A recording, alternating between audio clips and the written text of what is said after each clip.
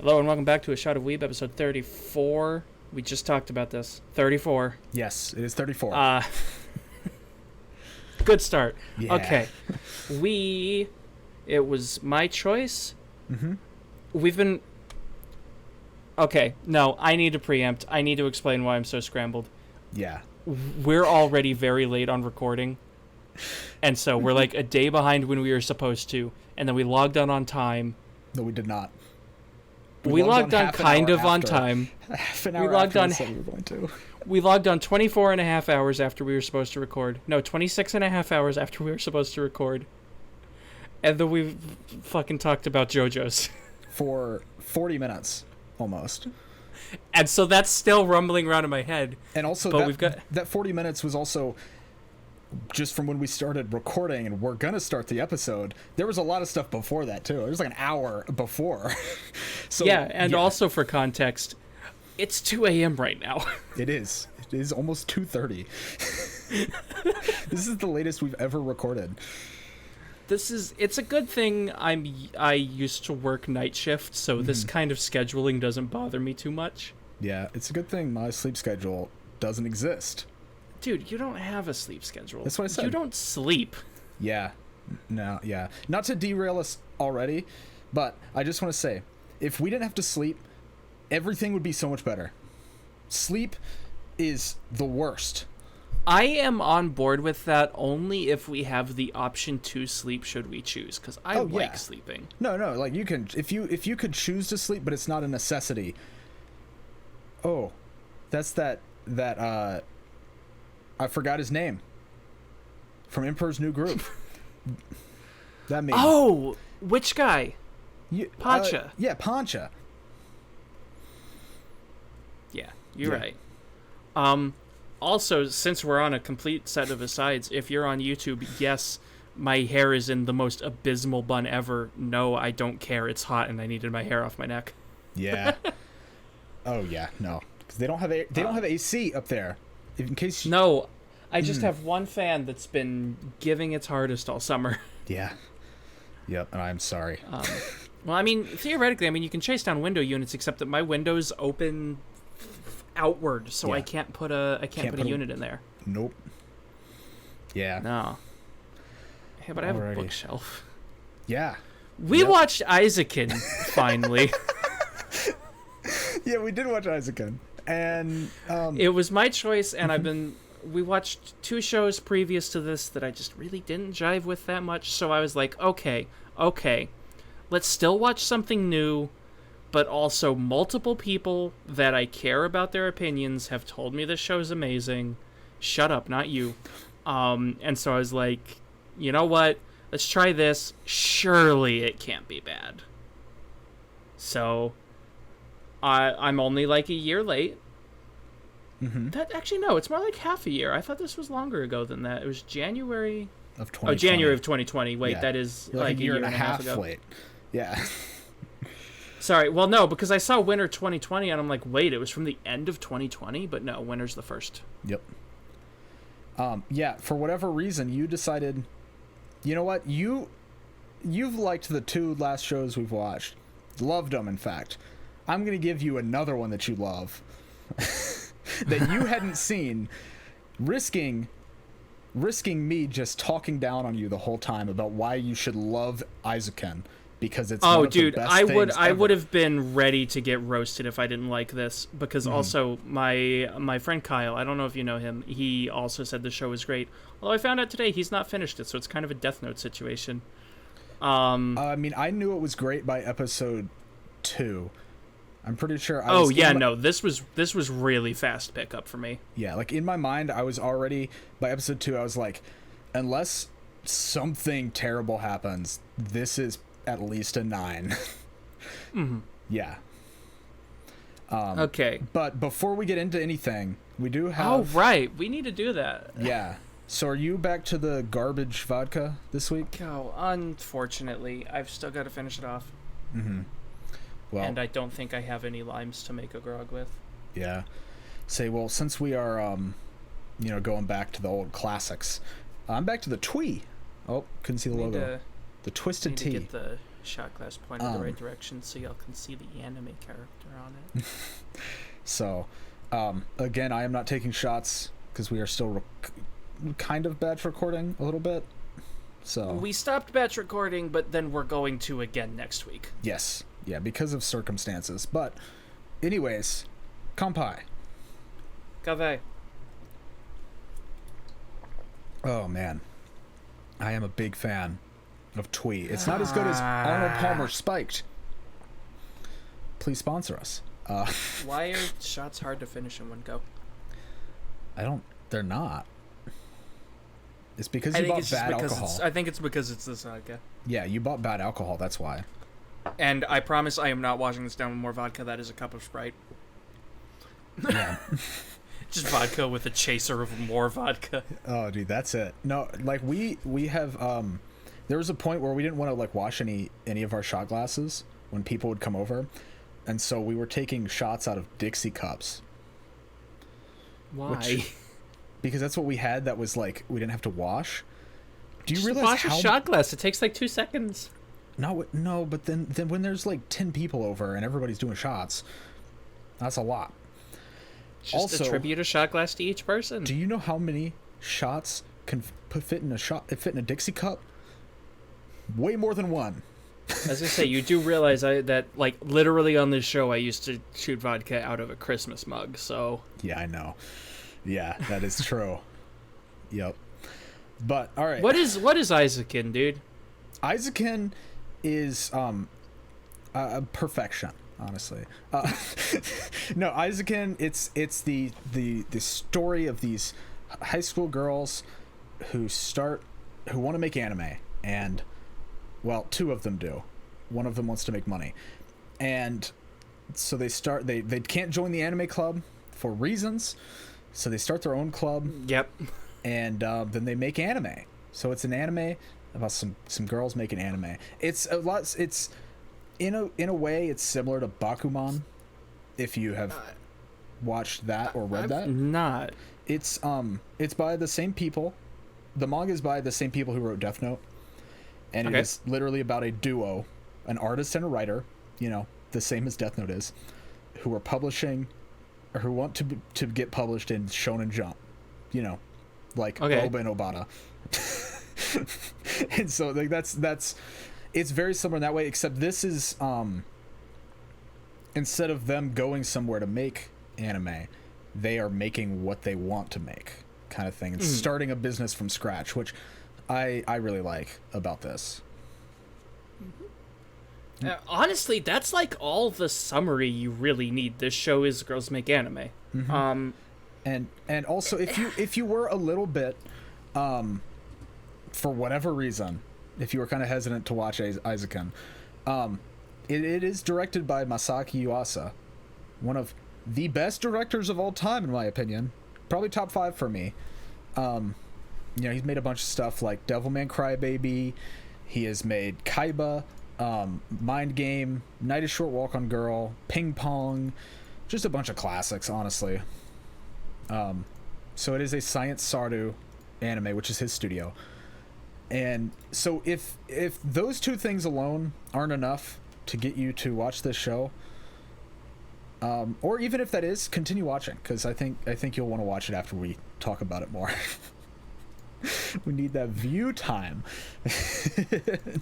View time is very important. Yes. Keep going for a second. I need a brief moment. Sorry. Oh man. I'm looking up something that I meant to bring up beforehand. Oh god, I don't know how to keep going, because I was going to ask you a question. Okay, well, ask the question. I can talk and type. Okay.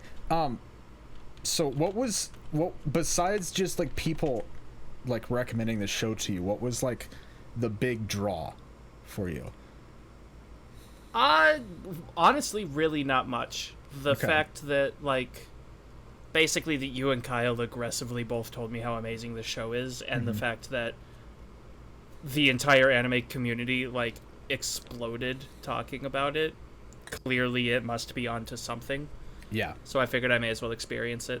Okay. I am also intrigued by the way they look. This has a very different art style for the characters. one of the girls looks like pretty normal, and I think that's supposed to be the thing, is that she's like pretty, she's a model. But then the other two girls, yeah, Mizusaki. Yeah. Yeah. Whereas, what's her name? Asakusa. I'm a little drunk. Just a little. So her name is going to be difficult, and I will probably call her Hat Girl. I keep wanting to call her Eizouken. I thought her character was named Eizouken before I watched the show. Yeah, no. So that surprised me. Yeah. And then Kanamari is just this, like, tall skeleton girl, and she's the best. She's great.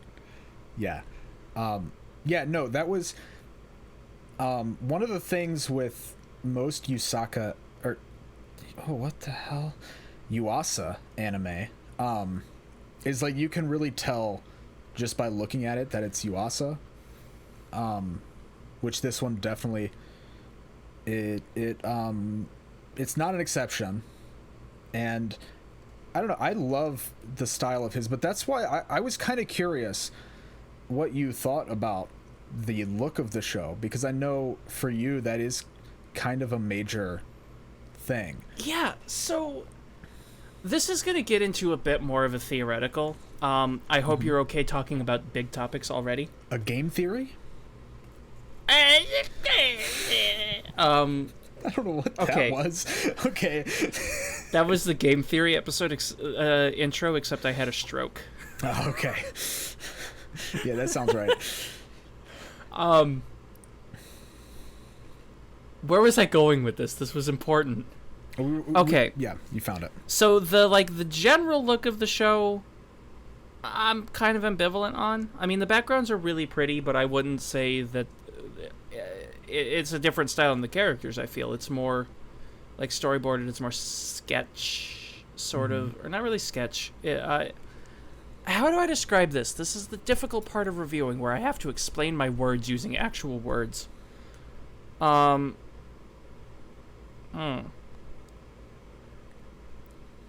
just going to talk about the other sequences. There's sequences that happen in most episodes where one of the characters jumps down like a rabbit hole of like their imagination, of their creative process.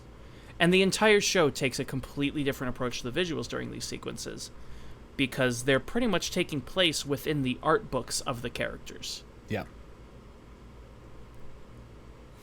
This show has a lot of aspects that feel kind of meta in the good way. They talk a lot about the technical details that go into the art, animation, production of anime. And they are also displayed in the show we are watching as they talk about it. Yeah. And so a lot of these segments, yeah, they look weird, but they're also functional. They're serving a point of explaining what they're talking about. I want to say I'm an animator. That's a little bit disingenuous. You're an animator in a different sense. In a different sense. It's closer to Puppet Master, the way I do my videos. It's like motion graphics more, right? Motion graphics is the technical term, but it is technically motion graphic animation. Yeah. It's adjacent, though, but the point being, it is video production. So, and you have the same background. We went to the same classes. Yep. But I went to, I was more of the, didn't do as much of the, like, animation part. I was more of a cut-up video, mess around with video. Yeah, whereas I literally focused, I did a specialization, which I'm very disappointed isn't on my fucking... Your what's it called? diploma? The piece of paper. Yeah, that one. Yeah. I'm disappointed they didn't put my specialization on there, but I specialized in motion graphics. The point being, we both work in video production. I can't speak for you, but I found this show fascinating because they start talking about methods that, you know, I understand the reasoning behind it. They start talking about, like, framing, which I understand. They talk about perspective, which I'm kind of shit at, but I understand. They talk about... There's even some bits where they use a technique that they didn't talk about, and I'm just like, oh, yo, I know what they did there. I've done that. Yeah. No, that's something I love about this show, too, is, like, the way they talk about it, it's like for beginners almost, but because it's not talking down to someone, like this is how to do it. It's them discovering like, oh, if I do it this way, then that'll make more sense. You know, like specifically the scene that always comes to my mind is, it's a bit later on in the show, but Asakusa's talking about how she wants it to be an energy blast, so there's no beam. Kanamori's like, there has to be a beam. And how do you fix the visual cues for something you can't see? And then Asakusa's like, well, if you frame it like this and then have something pop out and then other ways to show that a lot of energy was output, then it makes sense how the thing blew up, from like where it started at. And I was like, yeah, that makes so much sense. It's like, I know how to do that, but I'm also at the same time like, yeah, that's cool. And like, I don't know if I would necessarily say that I'm learning, but like, it does give you like another perspective, because, you know, in animation, you're allowed the camera can literally be anywhere in animation, whereas with film, not as much. You know, there is physical limitations in live action. And so them talking about it, I don't know, it's really cool. I love the way that they discuss it, because again, they're not talking down to you. It's more of they're showing you how to do it without it being like some nerd in a YouTube video, you know? Yeah, and like it also attributes to like other parts of production, in that like the roles of the people within it. So there's the main cast of 3. There's a 4th person who is like semi-main cast. She shows up halfway through. Yeah, she becomes part of the main cast. Yeah, Asakusa is she's like the what's it called? The not director. She is the director. Yeah, director. So she like she has the ideas, and she does a lot of environment art. And she does the storyboarding. The storyboarding and the environment art. And then Mizusake is a character artist. She can draw motion and movement and people really, really well. Kanamori has no art background, but she has connections and people skills, and she takes on the role of producer perfectly. Yeah. And like she doesn't even care about anime at all. Yeah, no, she's just there because she likes money. Yep. And she says that directly in episode 1. She's like, no, I just want to make money. That's my goal. She can pull the strings. She can arrange meetings. She can keep the first 2 in line. She's the businessman who corrals the creative aspect, and that's exactly how like a company is. You've got the numbers people making sure the creative folks stay on track. Yeah, because as a creative, both of us are creative people. And as tonight would show, I like to say I'm not creative, but I think I literally have to be. Well, you definitely are. But as we have shown tonight, we don't have it. It's just the 2 of us. And we were 28 hours late starting recording and actually filming this episode. 27 hours late, and then we talked about JoJo's for an hour. Yeah, and like if we had a Kanamori, that wouldn't have happened. And like that's great for business stuff. We had an intimidating skeleton lady to yell at us. Oh man, dude. I wish we did. Kanamori's my favorite. I'm just gonna straight say that. She's amazing. I knew she was gonna be your favorite. I don't know who my favorite is, honestly. I kind of guess you'd vibe with Domeki. She's cool. I was literally just about to say I think Domeki is my favorite. Domeki gets brought on as their sound designer. She's like a separate club, but it's just her, and it's going to get shut down, so they like bargain a deal with her. Move your audio library into our club room, work with us, and we'll pretend you're still a real club. You got to pay rent, too. Yeah. And this is... I'm kind of bad at sound design, which is kind of embarrassing to say when I'm literally making a podcast. Yeah, me too. So no, I'm very definitely specialized in the video. That's why like I've made the graphics. I was able to make the neon lights that we use as our logo, whereas my sound design is a lot more rudimentary. Yeah. But I have taken like audio courses. I've taken audio production, stage production, stuff like that. And so the first couple of episodes where they're really working with Domeki for the first time, those hit home in a very painful manner. Because before they get Domeki's sound library, they're only able to use like free and stock effects. Yep. And the first thing they show off, there's two particular segments here that are worth talking about. The first one is they were like, hey, look at the library we have to work with. And so they put Eizouken, Asakusa on a treadmill with grass. And so she's running through the dirt and grass, and there's footsteps, thump, thump, thump, thump, thump. Mm-hmm.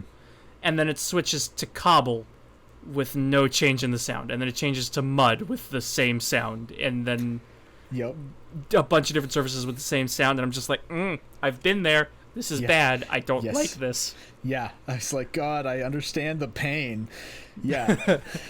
Yeah, because, I mean, we get clips of them later recording Foley. And I'm like, I've been there. Mm-hmm. But then, like, a follow-up was they were like, okay, yeah, so you saw that. Now apply that to the rest of the sequence. And so they show this scene of, like, their robot. They're working on a robot anime at this point in the show, where it's, like, revving up, charging forward, attacking, and it's just, like, really crappy stock sound effects and nowhere near enough of them. And it is painful enough that the viewer goes, ugh, and Domeki literally throws up. Yeah. Yep. It's... Oh, man. It's so bad, and yet I'm also like... I've had to do that before. I've made projects that sound that bad, yeah. But I don't know if you had... Did you have any, like, actual audio production classes when we were in college? Yeah, I had a radio class that I took where we created... I don't think that's the same one. Well, no, I don't think it was the same one, but, like, we had to create, like, radio shows and segments, like, go out, interview people, bring that back into audition, edit it all together, and all that kind of stuff. It was... Okay, yeah, I've done that, but that's not quite what I was talking about. I had one, I think it was one of Westinghouse's classes. I hope I'm allowed to say names. Either way, the project we had to do was we had to put all of the sound total into the opening sequence of Wall-E. That was our final. Okay. And when you've got a very limited library and then Foley that you are able to personally record with rented equipment on a college campus, doesn't always turn out the best. Yeah. Now, to be fair, we did have a decent library. I think I still have it. I got, like, a pretty decent Adobe sound library in college, and I've still held on to it. Yeah. No, the Adobe stock stuff is actually really good. And then I've done, like, I have done a handful of Foley, but I don't think I have the audio saved because that was, like, 5 years ago. Yeah. That wasn't 5 years ago. That was 3 years ago. Point being. I mean, even now, for certain sound effects that I want, because I don't know how to make some of them, or I don't have the means to. And just trying to find them on YouTube is a pain because they're all garbage. Yeah. Or when you finally find one, like on like a website, you're like, oh, this is exactly what I need. Oh, it's $20 for the one sound. Yeah. Yeah. Yeah, no. I think there's a lot that can go into Foley. This is a sidetrack a little bit. It's actually still about Wall-E. It was in one of the, like, deleted scenes. Or not one of the deleted scenes, sorry, one of the behind the scenes. Space lasers. Do you know how those are done? I don't know how they get the sound, no. So, particularly Eve's laser in Wall-E, but the principle lasts the same. You get, like, a metal ladder, and you dangle, I'm wanting to say it was a slinky from the top. You hit the bottom of the slinky, and the sound travels. The high will travel faster than the low, and so you get the sound, like, spread out, and it makes that laser. Oh my god, that makes perfect sense. It's wild. Yeah, the way that, like, you make sound is insane for different things. You know what I mean? Because, like, just metal sheets are so useful. You rumble a metal sheet and you've got a perfect thunderstorm. You can do that. You can, like, hit two metal sheets together. You've got something else completely. You hit on it with 30 different objects and you have 30 different sounds. Like, it's insane. Dude, Foley is a trip and is like a whole career of itself, and it's super, super fun. I wish I was better at it because I would totally try to get into that, like, as a career. Yeah, and it seems like a sick career, honestly. Like, I watched a different behind the scenes of the Foley crew working on Game of Thrones, and so he's, like, got a whole warehouse full of just, like, stuff. And so he watches the scene. He's like, oh, this is the sound we need. Rumble through the junk, pick it up, take it up, and then play the scene. And he plays the audio live to sync up with it, like horse reins jingling.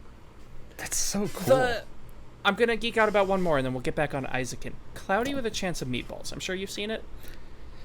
Yes, I have. It's not my favorite. The first sequence when it rains food the first time, and they're standing on the dock, and there's hamburgers falling. Okay. It was two ladies kneeling in front of I think a wood pallet, slapping it with wet rags. Yeah, that makes sense. From what I remember. It's so wild. Yeah. Oh, and snapping celery makes a good bone sound. Like if you break a bone, snap like a celery. That makes it, yeah, because you don't want to because like that's the thing with a lot of sounds too, right? Like so many sounds you either can't make because it's not a real thing, like in sci-fi or fantasy, you know, and other sounds you don't want to make because who wants to break somebody's bone for a sound effect? What happens if you fuck up the recording of the first one? Yeah, no, you snap a twig of celery and then have the sounds of like a steak being jumbled with, and you put them together. Yeah. God, sound design is so cool.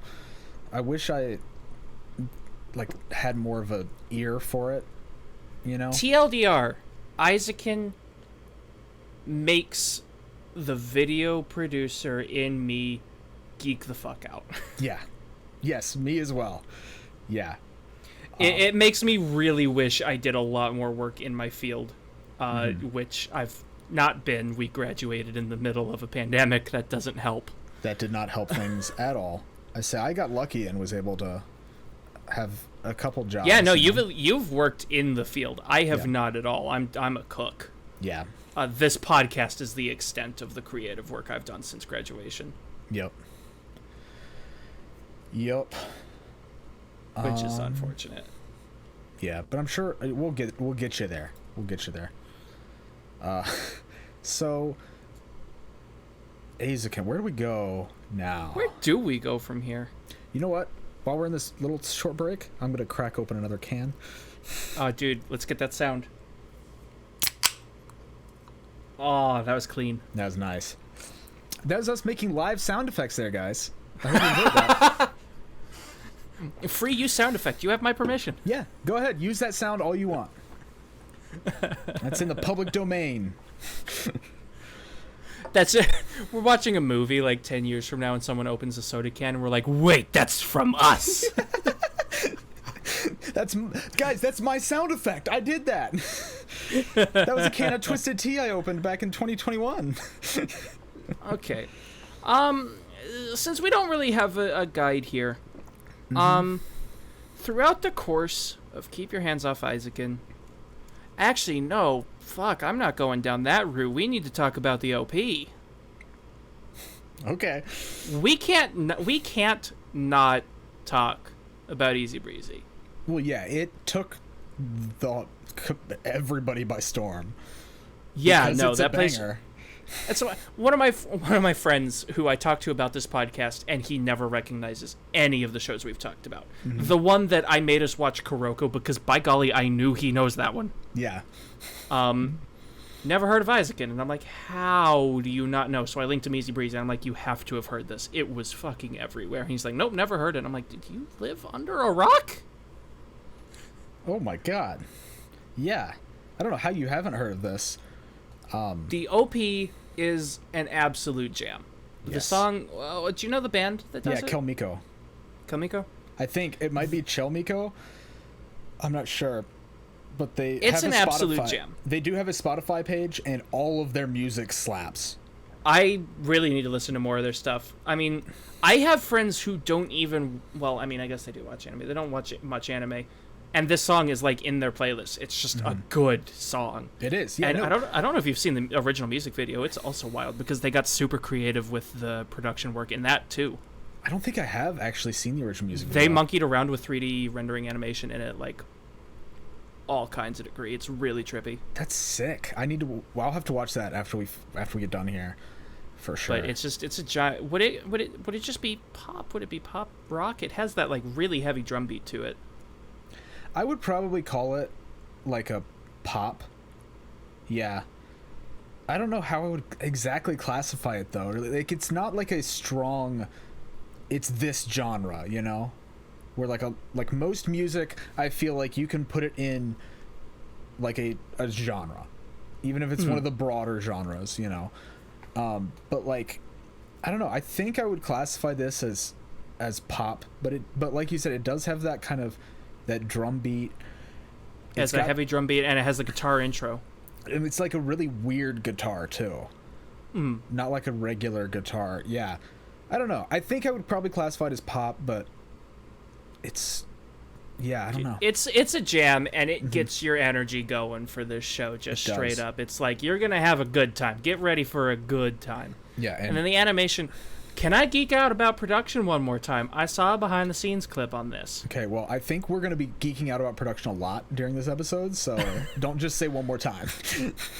One more time. So I don't know if oh, by golly, my draw's coming in. Ooh boy. Yes, it did. Do you know in there's a couple bits in the first half of the OP where there's like this silver diamond shaped shimmery that comes in? Like there's one bit where the whole background is like a diamond shimmery, and I think it has the character silhouettes on it. And there's a second bit where it's reversed, and the shimmery bit is... Yeah. I know what you're talking about now. Yeah. Okay. Follow-up. Do you remember... I don't know if I can guide you to this one. I'm going to try my best. Do you remember in, like, grade school, those, like folders that people would have that would... You were a cool kid if you had the, like, shimmery, sparkly folder? Is that the ones you, like, took your homework in? Like, your homework home in? Yeah. I think... So it was that kind of material, that shimmery diamond shape was craft material or a folder, one of those. And that was real footage of that material in front of a camera that they then masked with the characters' images. That is really sick. Oh, it's not animated, it's footage. Yeah, that's really sick. Oh my god. And it makes perfect sense why, because to get that texture, I don't know a ton about motion graphics, right? But like, I imagine to get that texture to look like that in like After Effects. There's no way you can get the light to that with that kind of reflectiveness. You're doing that with actual light. That'd be insane to try to animate. The processing power to try to even make that would be insane. Like Pixar computer render farms level. Like, that was craft supplies that he filmed and then slapped the footage into AE with some masking.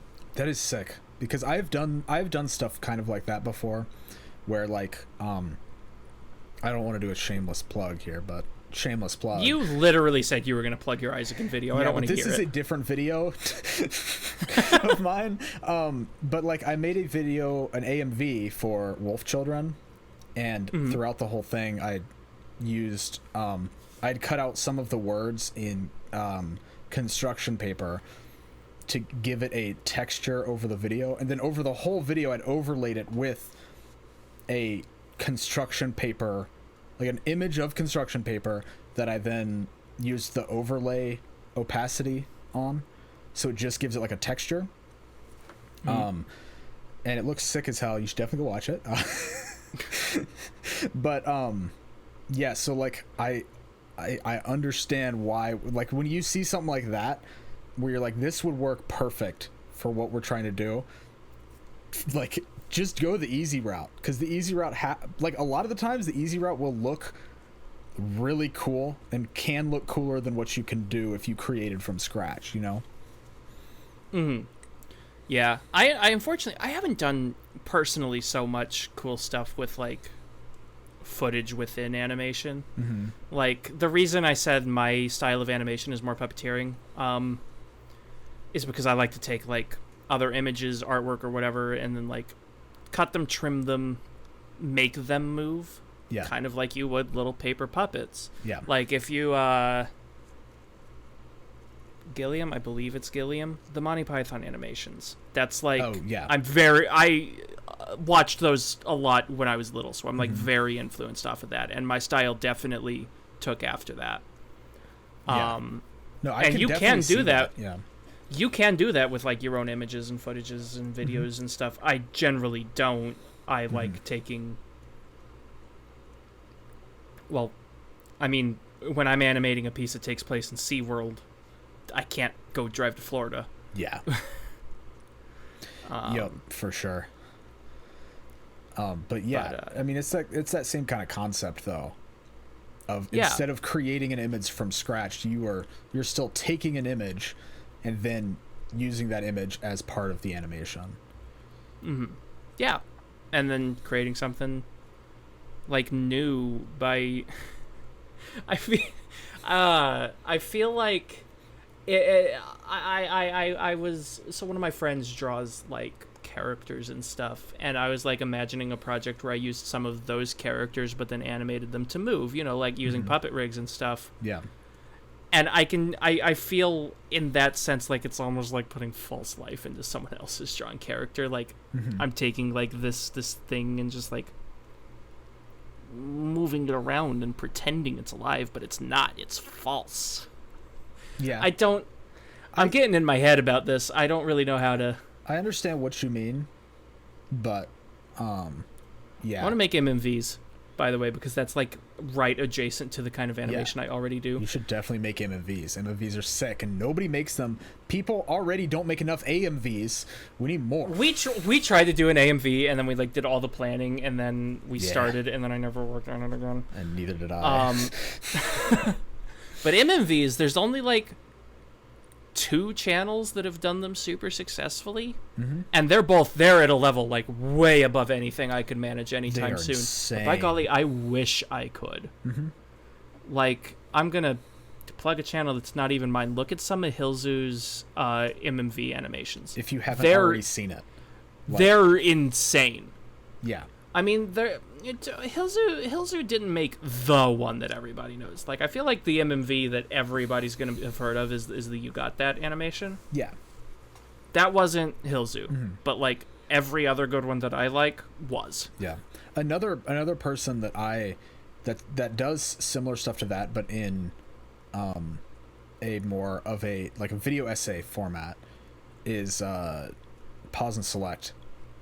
He does that type of animation a lot, just to give, because whenever he's talking about like manga or something, instead of just having it static on the screen, like most people would, because like it's so much work to animate something that is a still image. Absolutely, especially if it's just an image, and like if you're moving hair, that's going to cross over the eyes in ways, or other parts of the face, and then if that part of the face that it's going to like go away from wasn't drawn, you have to redraw that. And yeah, you got to make these all separate instances. Like, you make the hair one layer, and then anything that the hair was covering on the face layer, you've got to go in and you got to fill in the gaps so that when it moves around, there's enough space. If you're moving a character within the background, you've got to get a clean plate of just the background and then fill in the background yourself, because you don't know how far they're going to move when you're first starting. Yep, it's so much work, but at the end of it, it's so worth it. Like, I've done it a couple times for videos I've edited where I've made panels like move some very minor things. Like, I had like a clock, like hypnotizing kind of thing, so the clock was like swinging back and forth, or like a pocket watch, not a clock, pocket watch kind of thing. I've had characters kind of like, I think I've had some blink before, or some like wave, stuff like that. Very minor thing, nothing to the level of like Hilzoo or Pause and Select, but also all of my stuff is done in Premiere, which if you want to do this kind of thing, don't do that. Just I'm in After Effects, man.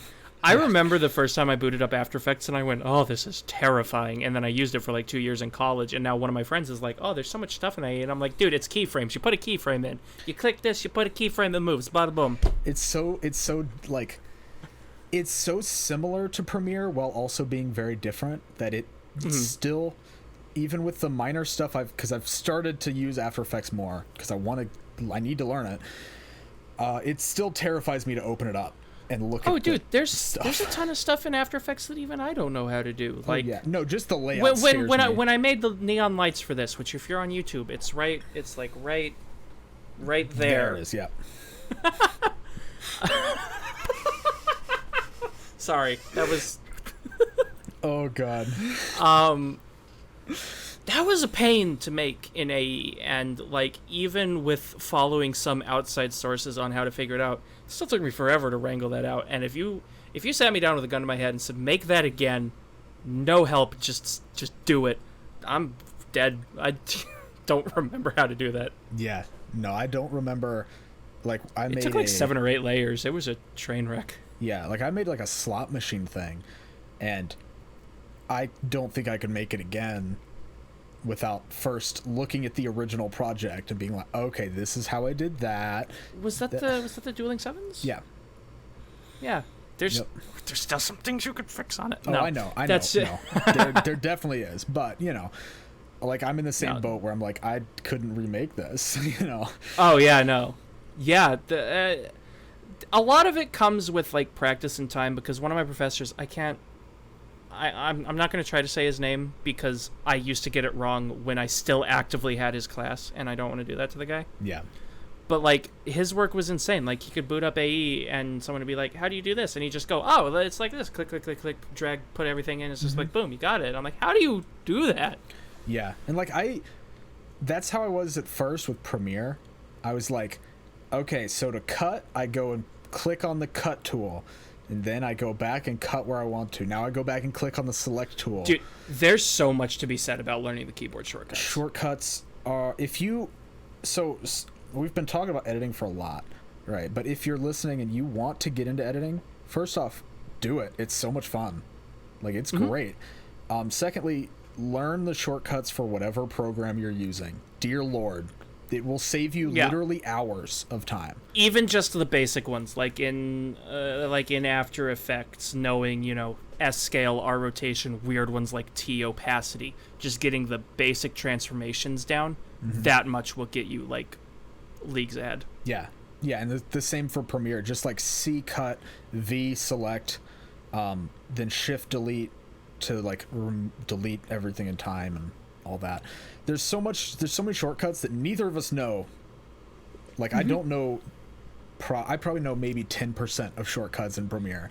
We both went to college for this. Yeah, and there's like swaths of it that we've not even touched. And not only, like, you can also at least in the Adobe suite, every shortcut can be customized.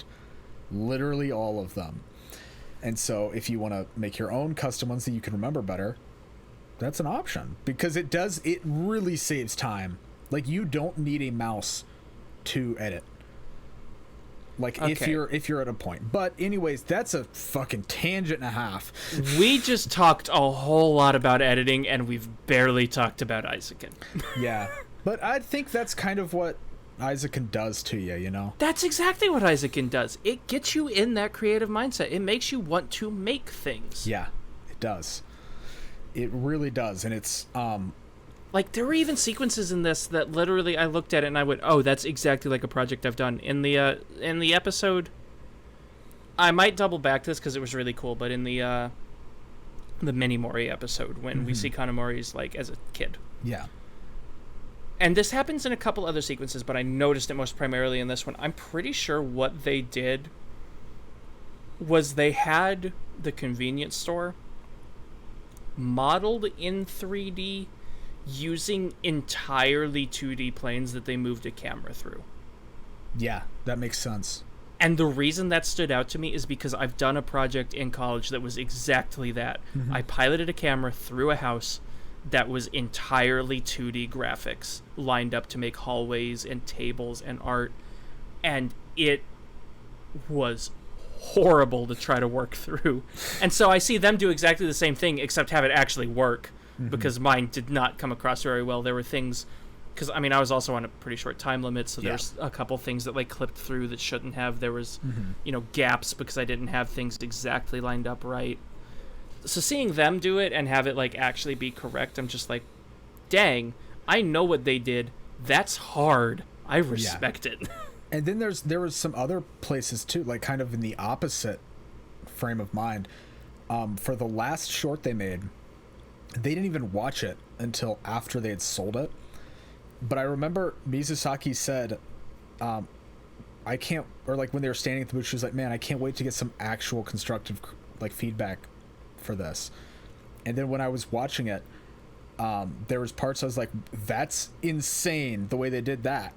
But then there's a couple other parts where I was like, okay, that's a little rough, you know, that can be like fixed, like, or you can work on that to fix that kind of thing. Like one of the big ones was when the waves were kind of like crashing up, it was just like 2 frames that they would switch back and forth between, which was one of the time cutting techniques that they needed to use. I mean, they especially mentioned that because they had to completely retool their ending. So there were 2, I think they said 2 cuts that like were literally made an hour before the final cut had to be done. Yeah. And that's probably one of them where they had to use like as few frames as possible because they did not have time to make anything more. No. And like some of the like, there's like a wide shot where ships were like attacking the city and you could tell that it was like just the paint tool with like just real quick like scribbles, and then it just kind of like flipped back and forth. And it was like, and there were a lot of graphics that were repeated like in a couple of shots because they had to reuse assets. Yeah, which is but 1, realistic, you know, and 2, it made it feel more like a student project. Yeah, no, one of my favorite projects. I'm not gonna link it because I'm not comfortable giving my full name out. Yeah, yet. No, of course. But I made an animatic of a pirate ship. That's literally all it was a pirate ship sailing forward. And so, like, throughout this whole thing, there's clouds going through the background, right, to, like, convey the movement, because the ship stays in the same place. The way you trick the movement in that one is you're having stuff in the background move backwards. Which, not to completely cut you off, but is something they explain early on when they see the big rig, the camera rig, that when anime was fully made using cells and stuff. Yeah, I've done exactly that. I had a pirate ship sitting in the middle of frame that never moves until the last like 10 seconds with background items going past. And so I have this whole host of clouds going by. It's the same cloud. I used the same cloud for all of them. Yeah. And it doesn't actually look that bad because as long as you vary the position and the speed and the size, it still looks fine. And you can also mirror it, like mirror the image, and it looks like a completely different image as long as it's not like butted up together, you know. Yeah. And like then you have 2 variations with 1 image, and depending on how the cloud was drawn, you can even flip it upside down, and that gives you 4. And then there was also one of my favorite bits. This was another bit to like sell the movement without just the clouds. I also had one bit. I like my animations to feel a little bit mechanical, like to where they could honestly, you could imagine it as like a music box that you're winding up, and that's what everything's moving. Yeah. And so I had one of the sequences had some dolphins going alongside the ship. And so literally what I did is I had 3 dolphins all connected to like a central point, so they were spinning like on a wheel pretty much. And so I had them moving forward, but because the ship was faster, they were moving forward in rotation, but moving backwards past the ship to sell the movement of the ship even more. Yeah. I should stop bragging. I'm sorry. Man. I'm actually really proud of that project. No, I think you've shown me that one. I'm pretty sure I have. Yeah. I have to have. It's like the best project I've made because I really haven't sick. done anything since college. No, I mean, Eizouken is, God, it's such a good show to really get those brain juices flowing. You know, because like you've mentioned, you know, it's it makes you want to. You're like, oh, I've done that before, but like they've done it slightly better or something, you know, and you're like, I want to try to get better at that thing or whatever it is, you know. It, like, even if it's as specific as that, or if it's just like, damn, they made something really cool with only 3 people. I can do something like that, like on my own, you know. Like, it might take a while, but like, I can do something like that, and it's really fucking sick, honestly. Yeah, it's wild. Eizouken is a show of people being creative, and it makes you want to creative. Yeah. It does. Sorry for the soda noises. I ran out of soda. Yeah. Well, do you want to go ahead and take our mid-break? Is it not too early for that? We did record like half an hour before we actually started recording, so I suppose we're right on time, aren't we? We're about right on time for that hour mark. That's fair enough. We can come back for part 2, and we promise we'll focus more on the show for the second half. I'm not going to promise, but you can. I'm going to promise, dang it. I'll wrangle us. We need to actually talk about the show instead of just geeking out about video production. All right, well, we can try. All right, we'll be back in a bit.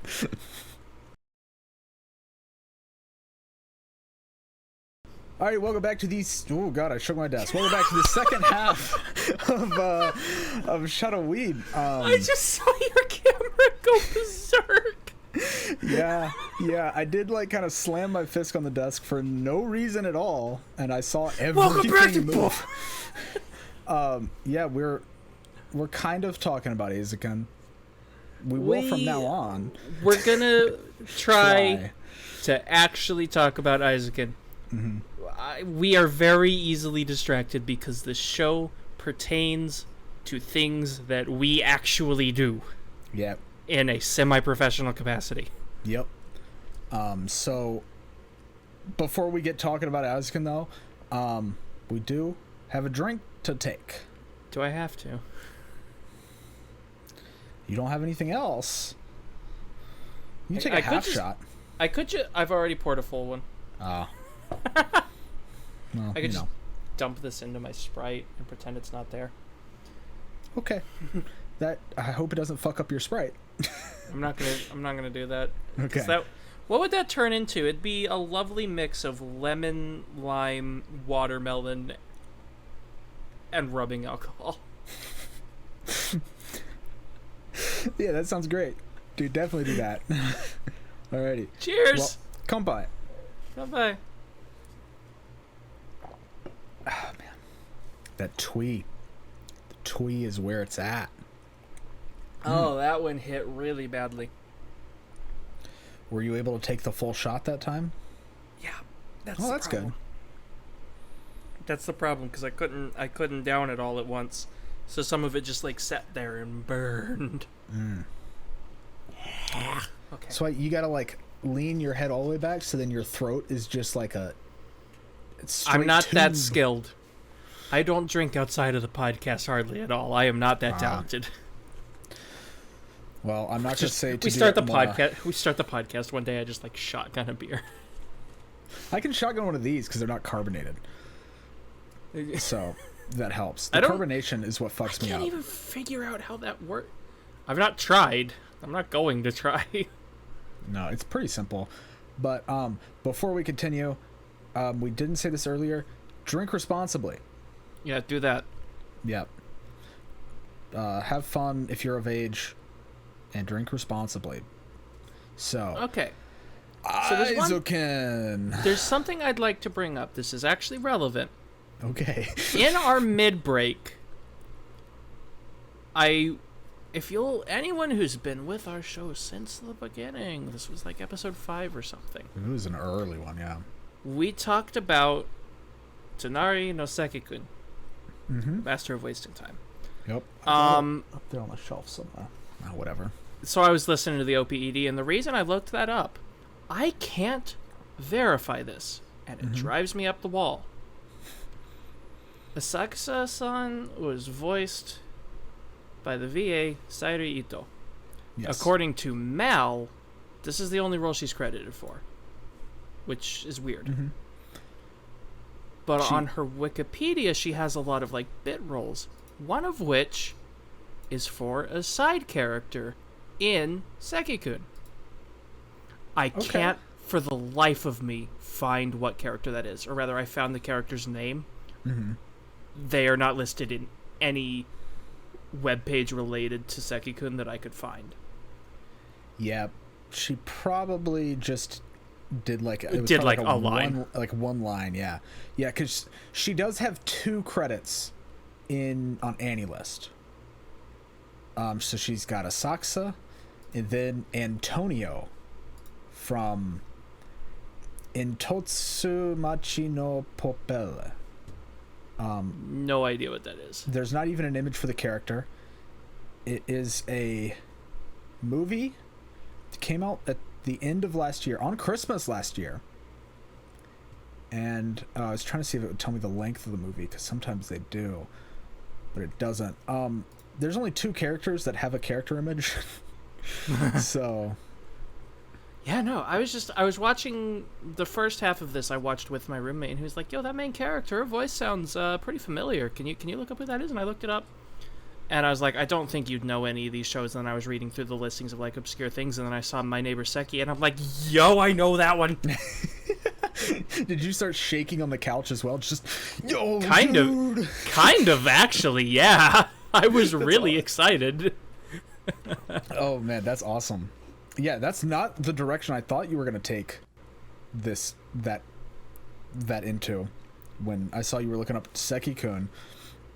You know, I unsarcastically forgot how amazing the OP and ED for that show were, but that's beside the point. Oh, they're bangers, yeah. Just like go watch our old episode on that.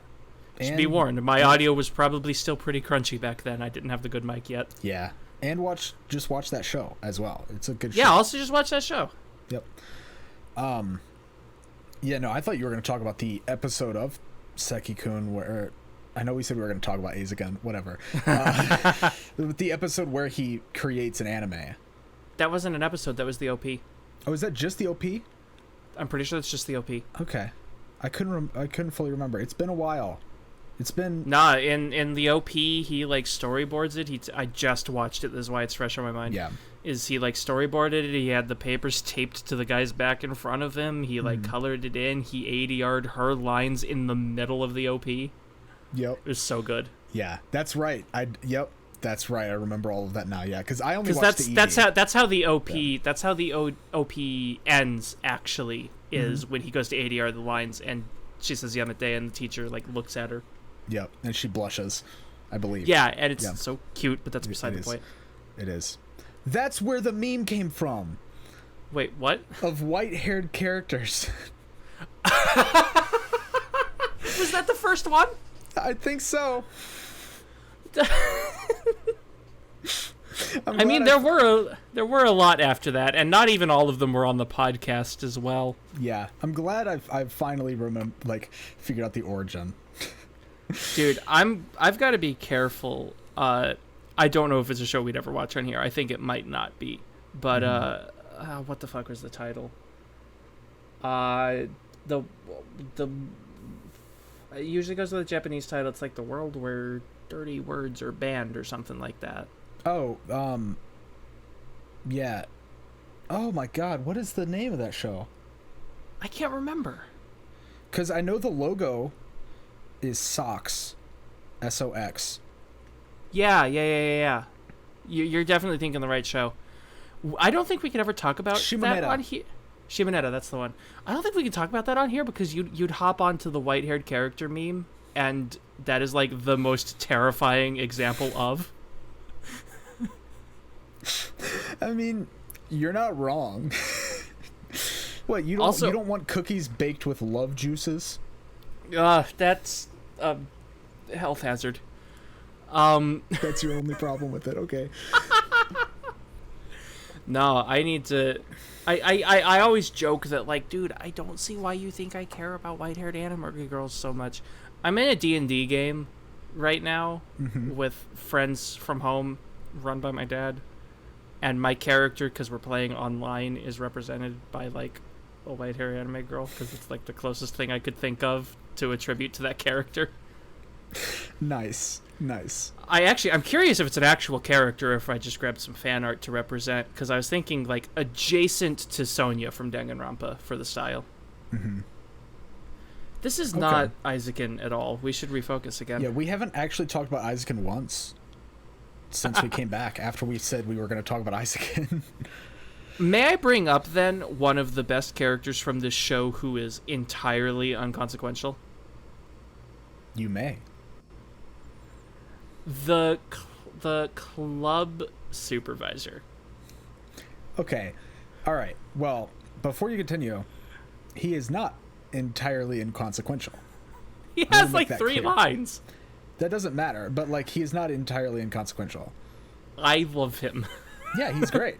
I love their advisor.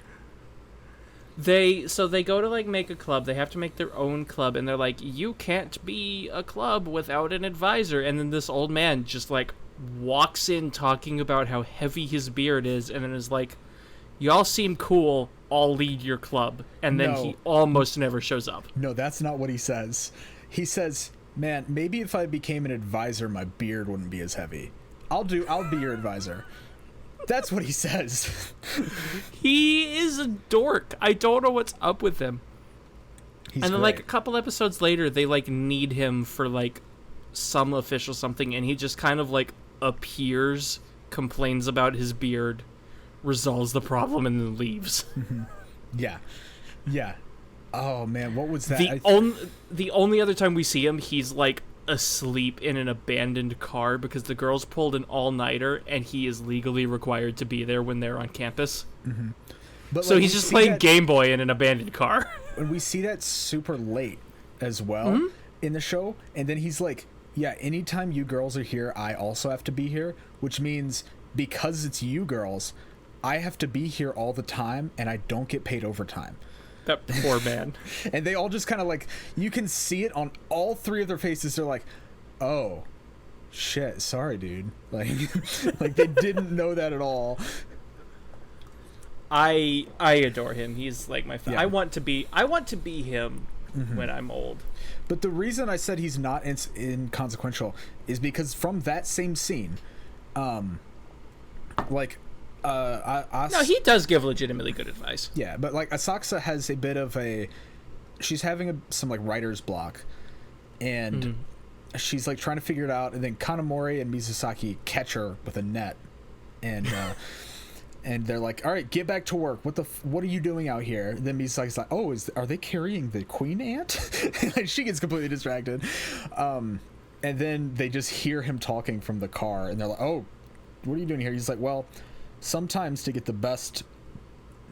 the best work, you also have to have, to get the best work, you have to have play, because if you're always working, you're just going to wear yourself out. Which is an absolute mood. Mm-hmm. And it's like really good advice too. I shouldn't admit to this, but it's not like my fucking employers are going to watch this. I think one of my favorite shifts working at a grill restaurant was when the day was just like super dead. So I just set up my phone playing Ancient Aliens in the back nook and just watched it for like 2 hours. That's awesome. It was great. Yeah. No, I remember just back in college working at the cafeteria. Back when we worked together? Yep. Like, I think you had left already. Oh, had I? Okay. Yeah. Yeah, because it was my senior year, so you weren't back. You worked like a year longer than I did at that place. Yeah, because I worked all the way through graduation. Yeah, where I had moved on to the pizza chain. You know which one. It's the one. Yeah. And I remember like I was working pizza actually. And you took my job. I used to work pizza until I left. Yep, I took your job. And I remember I was listening to music because it was a Sunday at like 2 p.m. Nobody comes there at 2 p.m. on a Sunday. Like, yeah, no.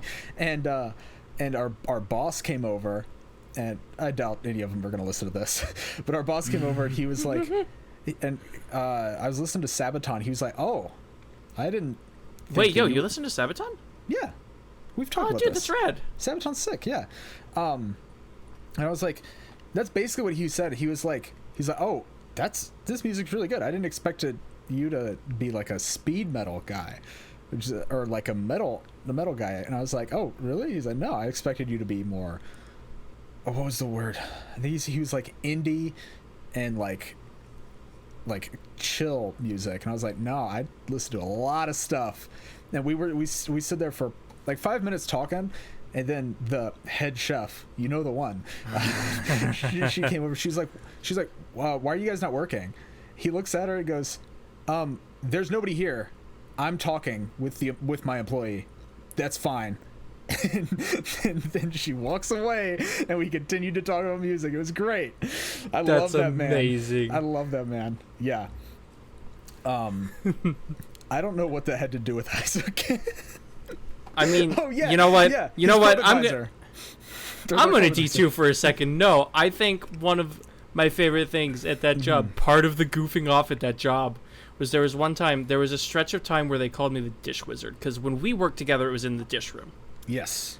And I was like the only student that was allowed to work the bay sinks. Like usually our boy Jason would keep that to himself, but he trusted me. He trusted me too. I want to make that clear. He did trust me. I didn't know that. Yeah, that's because we didn't work together on that. Yeah, no, we didn't. Yeah. Yeah. But there was one particular shift where I got a spatula, and I'm like, how much soap suds can I get on this spatula? And I had managed to, like, bubble up, like, this, like, a huge, like, bunch of suds, like, the size of my head on a single cooking spatula. And then I just leaned around the corner, made eye contact with Eric, and then held up the spatula. And he looked so disappointed in me. I can see his face right now, because I imagine it's similar to some of the faces that I give you as well. It really was. It was. Yeah. Oh man. No, there was a lot of good things about that job. It had nothing to do with the job itself, though. That's for damn sure. No, it's a trip. I mean, technically, I still work there. So, like, I quit the pizza chain and went back to my old job, but at a different position. So I still work with the same people. And it's a wild ride. Except not the same people. I'll talk to you about that after the podcast, because now's not the time. No, it is not the time. So fucking Eizouken, am I right? Oh god, we're never gonna talk about this show, are we? I'm sorry. I'm actually. You talk for a bit. This vodka is not sitting well right now. So you take over. Okay. No, I did one more shot than I ought have. So Eizouken, I don't really know what to talk about specifically. I don't know. I do know actually.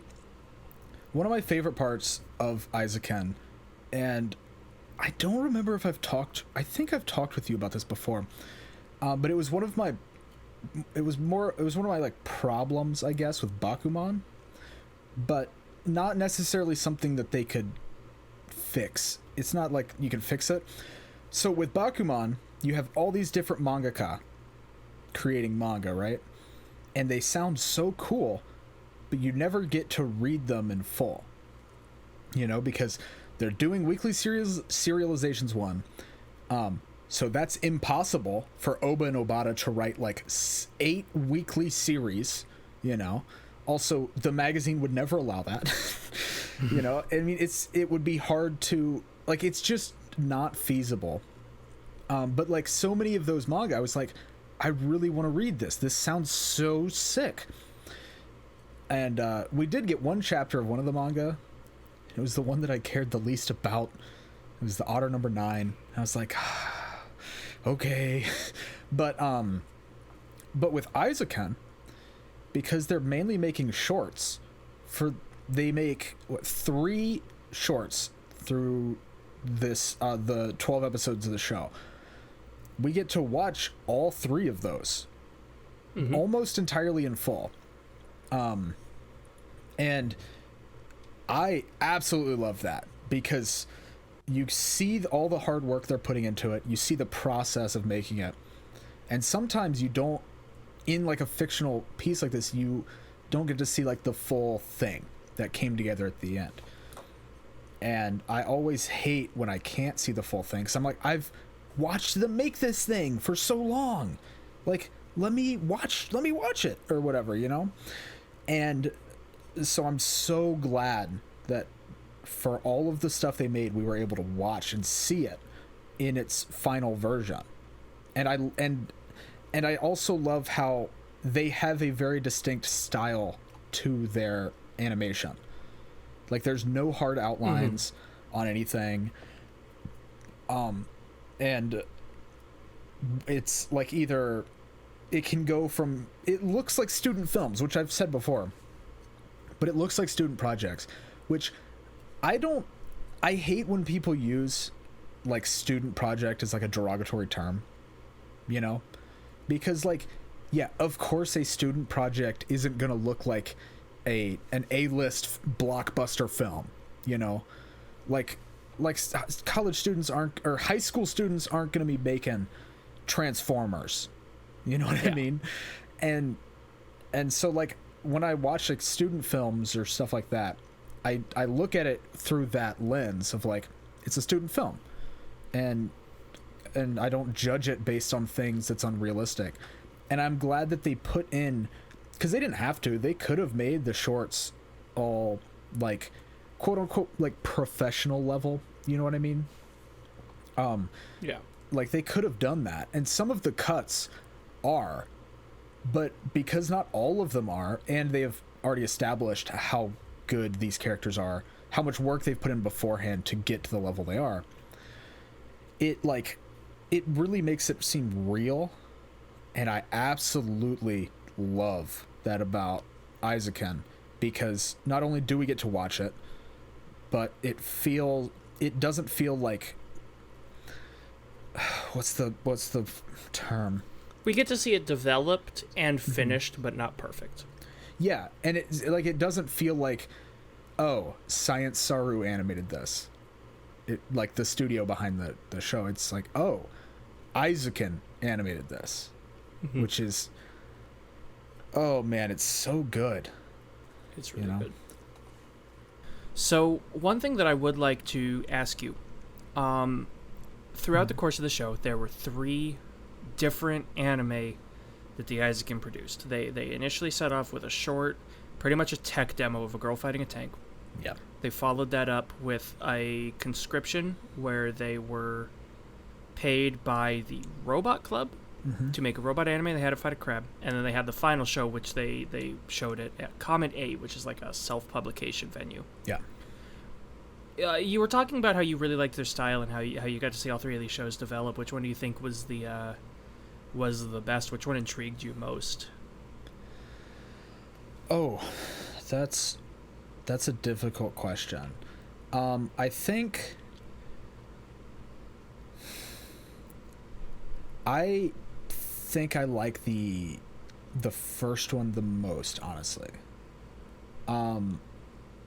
Like I do like mecha a lot. And I like the idea in the third one of like the Kappa and humans have kind of, like the humans have kind of forgot about the Kappa and they're kind of coming back to retaliate, you know, all that. But I do, in terms of shorts, like I feel like the robot one seemed more, or the mecha one seemed more like a section from a bigger thing, right? Which like possibly makes sense. Like it's hard to make a short, you know, especially when they're trying to promote the club. That's, I mean, you know, that makes sense why it's like that. The Kappa, the third one,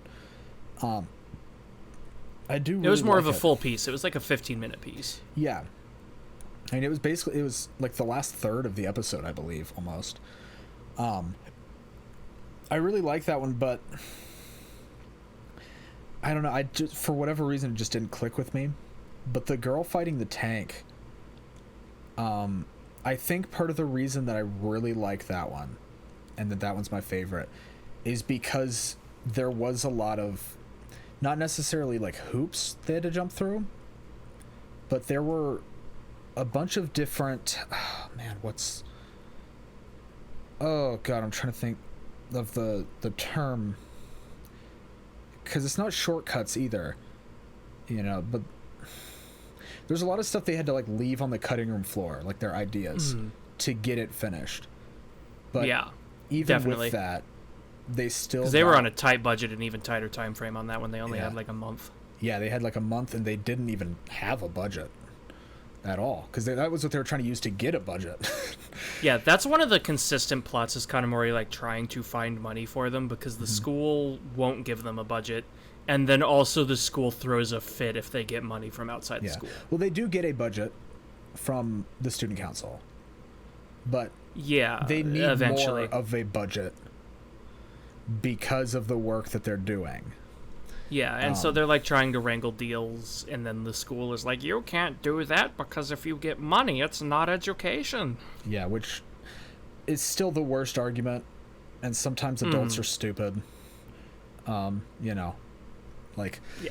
but I really liked, even though they had a lot of like obstacles in the way of their first one, they were really creative on how, not necessarily to cut the production value down, because I don't believe they did that, but more so they were really creative in their use of like time saving or budget, or like budgetary, mostly time saving in that one, like techniques. You know, like not coloring it in at the beginning, doing like panning shots of like either a simple animation or just stills, you know. Yeah. And they actually, may I interject for a second before I forget again? Because I meant to bring this up in the first half. I mentioned there's a lot of times where they have like an aspect of production or an animation trick or something that I look at and I'm like, yo, I see what you did there. In the tank battle scene, one thing that I noticed, and I mentioned this to my roommate who hadn't picked it up on it at all and was just like, yo, that's cool. The ground, they didn't draw and color the ground. They had a ground texture image that was moving separately from a top layer that just had like shapes, rock outcrops, dirt lumps. And so it was just like lines representing where things are jutting with an image texture layer behind that. And I picked that up and I'm like, wait, those aren't moving. Those aren't quite synced together. Those are moving separately. Those are two different items. And then I like got to pat myself on the back. I felt clever for catching on to that. I'm gonna out myself a little bit here. I didn't even notice that.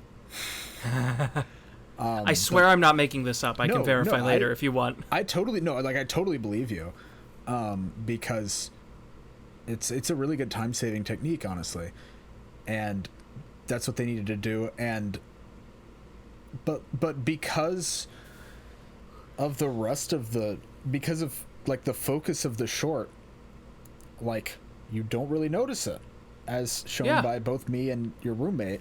You know, yeah, like, because the focus on there is the tank itself, because it was a shot of the tank driving forward.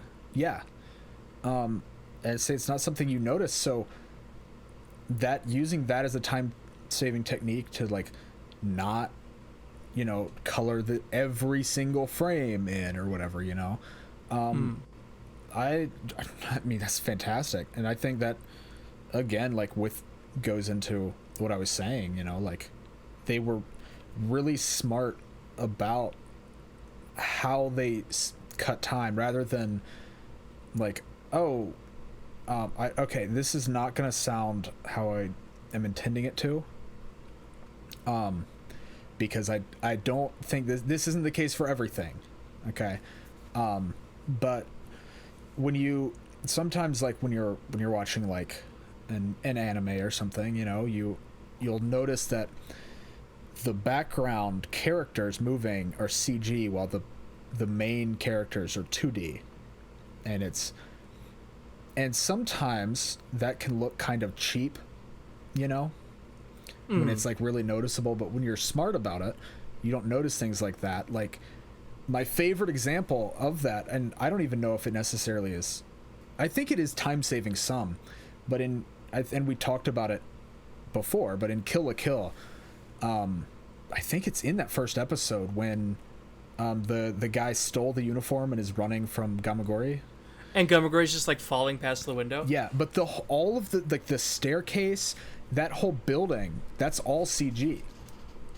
But you don't ever notice it. Like if you looked and like really and like try to pick it out, then you can notice it. But like you don't notice it because that's not the focus. And I think it shows that the girls have a really good handle, even if they don't know that they do.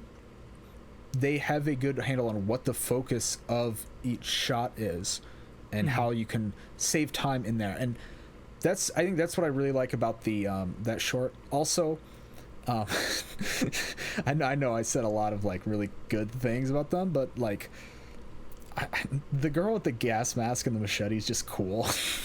Like, you know, like it's such a cool, and I liked their thought process too, because they were like, oh, she should have a weapon. Should it be a katana? And they're like, no, that's used in a lot.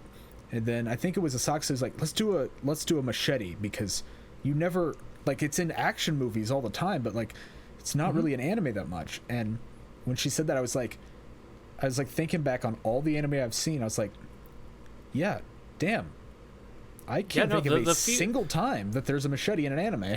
The few times that I've seen a machete in like media was like in like American action films. Yeah, like Rambo, Arnold Schwarzenegger movies, stuff like that. Or I think Friday the 13th. I think I've seen a machete in person more than I've seen in media. While I was in back home, I helped my grandpa build a tent, and so one of the bits that involved there was going out into the woods and chopping down thin trees to make tent poles with a machete. Yeah. They're kind of trippy.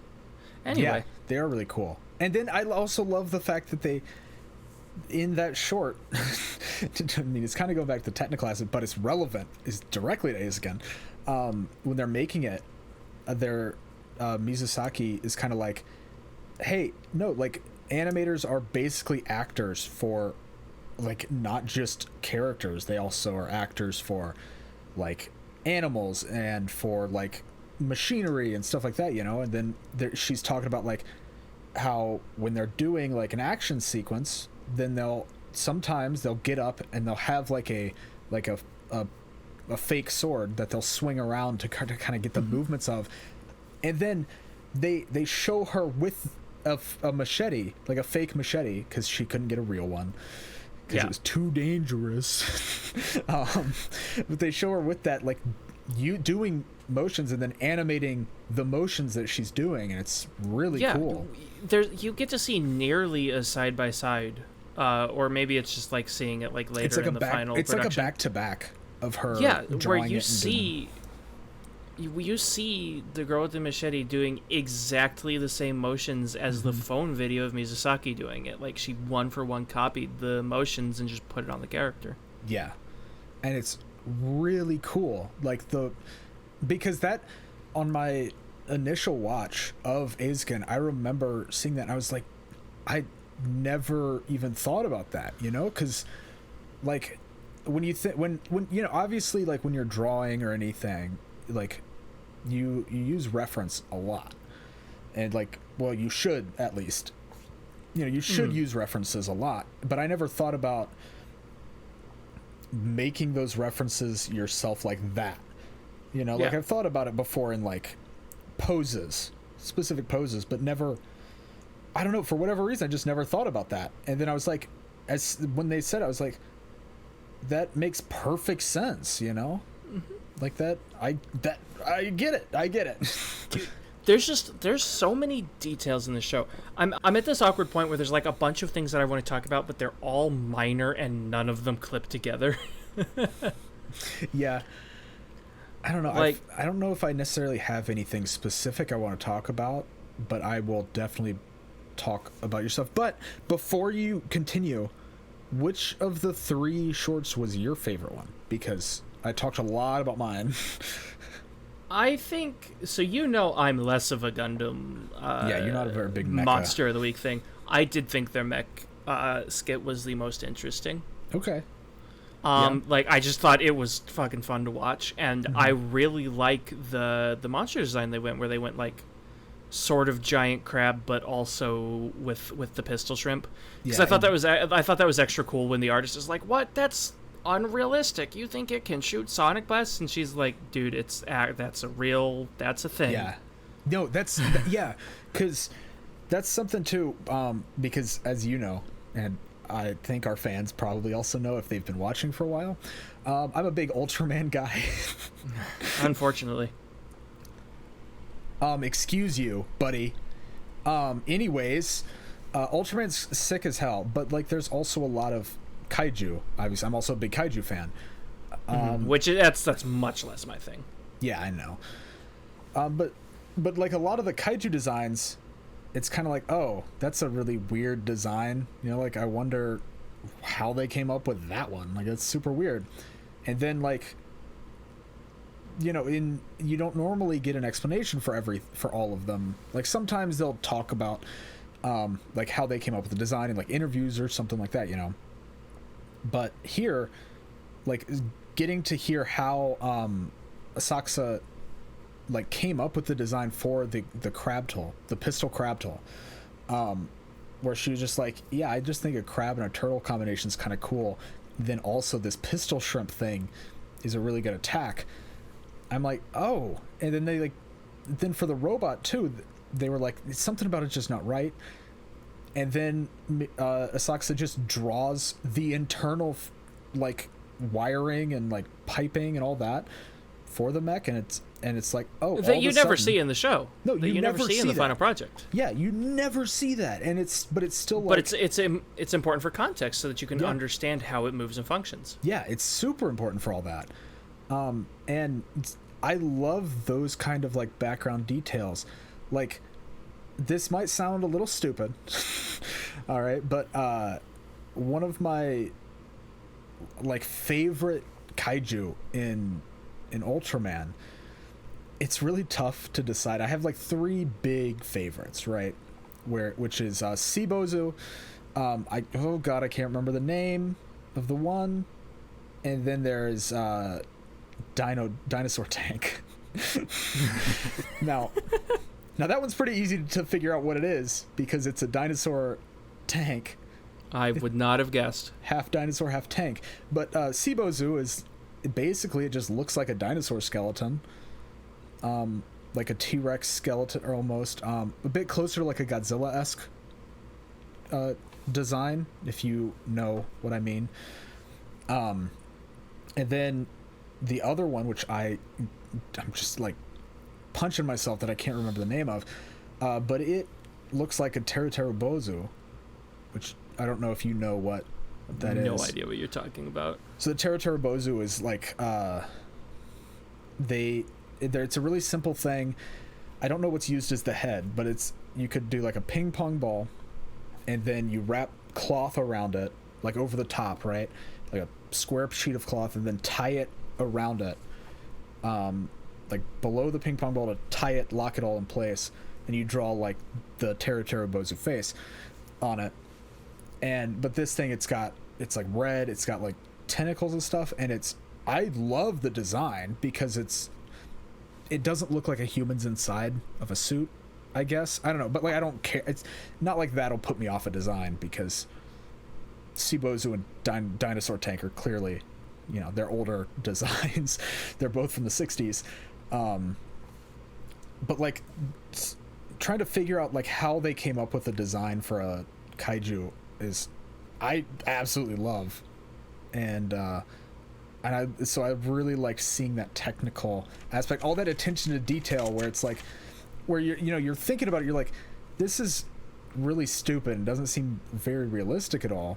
But then like Asakusa says, she's like, yeah, but like this is a real thing that like an animal can do, and then we've just, because it's scaled, we've proportionally scaled the like force that it generates, and it's super cool. I love that aspect of it. That was a long tangent, but yeah. Speaking of things that are weird and don't make sense, one thing that I don't know if I want to call this a complaint, but it's certainly something I don't understand. Mm-hmm. This school has like Kill la Kill style clubs. Like there's just random, bizarrely specific school clubs. Oh, you're telling me you didn't have a carbohydrates revolution club? There's a carbohydrates revolution. Well, there's not a carbohydrates revolution club. They get shut down. It's not an official but club. Like, it's an organization. There's the HVAC club that controls the AC to different rooms. Yeah. Which is kind of hilarious that Kanamori gets to blackmail them with them enjoying the AC at like half the temperature of the rest of the school. Yeah. The fuck is up with the security club? They have riot police. They also have tanks. What was any of that? That doesn't fit the rest of the show, and I don't understand it. I don't dislike it, I just don't get it. I don't know, I feel like it does fit the rest of the show, though, because where they live is ridiculous. Like, like it is almost like Venice. Yeah, the layout of the school, the layout of the city is crazy, and I love it. Yeah. But like the student council president or the student council just like has as much power as the like teachers and principal and everything, which is cool. It's a Kill la Kill style school. Yeah, it's like a Kill la Kill style school, which I think it almost is. It's kind of like how Paradise, at least for me, you can argue with me about this if you want, but like with Paradise Kiss, how like so much of that show is heavily exaggerated or like pushed to an extreme that it almost comes back around to being grounded, you know, or it's able to be grounded in that way. I don't know if this isn't quite to that level.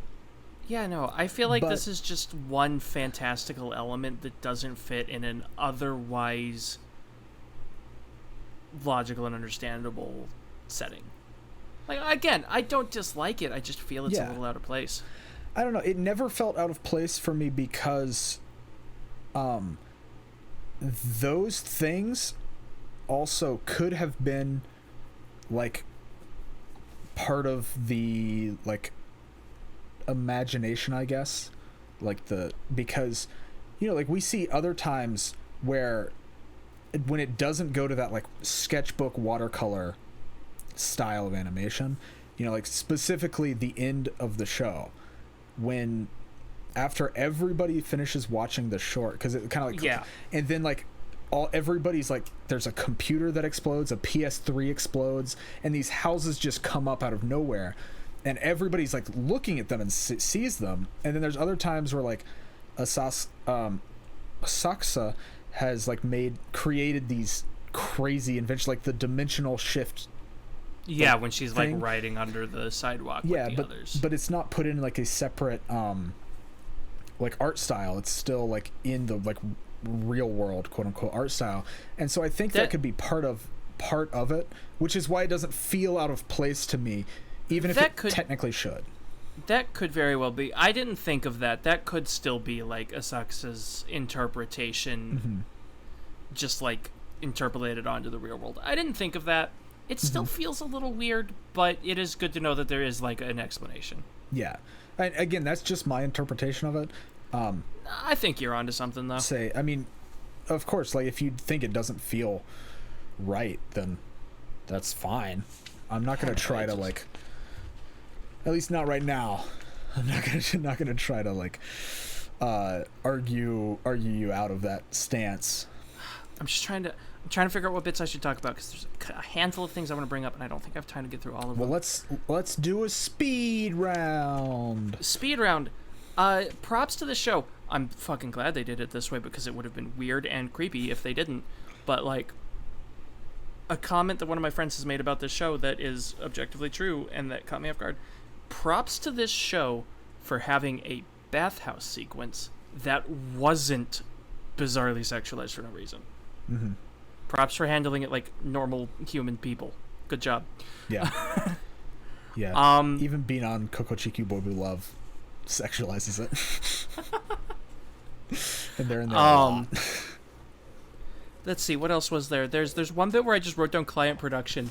I think it in two different capacities, both during the robot sequence, the robot anime that they were working on. Mm-hmm. They had to work with third parties, both the Robot Club and the Art Club, who both know in theory what they're wanting to do, but also they really don't understand what's happening. The Art Club also especially like wants to do it a specific way and won't listen. Which is not the way. No. It's just, it reminded me, I did one of the classes I had to take. This was a senior year class for me. It was called Client Production. We wound up having to make videos for, I can't say anything specific. Nope. It was a large company. It's a client. It was a large client. And we had to make some videos for them. And it was so frustrating because they brought us on because we're the ones who know how to make a video. But then they wouldn't let us just make the video. They kept changing it and telling us how to do things. And I'm like, that won't really work. But they're like, no, it'll be fine. And it's like, fine. Yeah. And I got that. continue. I got that same kind of energy from the Robot Club. It's like, dude, you don't know what you're talking about. Please let them work. Yeah. No, I had a kind of similar experience with because for Capstone we had to work with a client, like our big final project, and like our client was great, but they didn't know what they wanted from us, and so they were like, this thing would be kind of cool, this would be kind of cool. They gave us like a bunch of different like things that they needed done, and then we kind of had to come up with our own thing of Foley of like, okay, here's what the two of us can do, because there's only two of us on like in a group. Like, here's what we can do for you. And then once we were done that, they were like, yeah, that's perfect. But then it was almost kind of like a Saxa in a way, where like it was like they didn't want to tell us how to do it.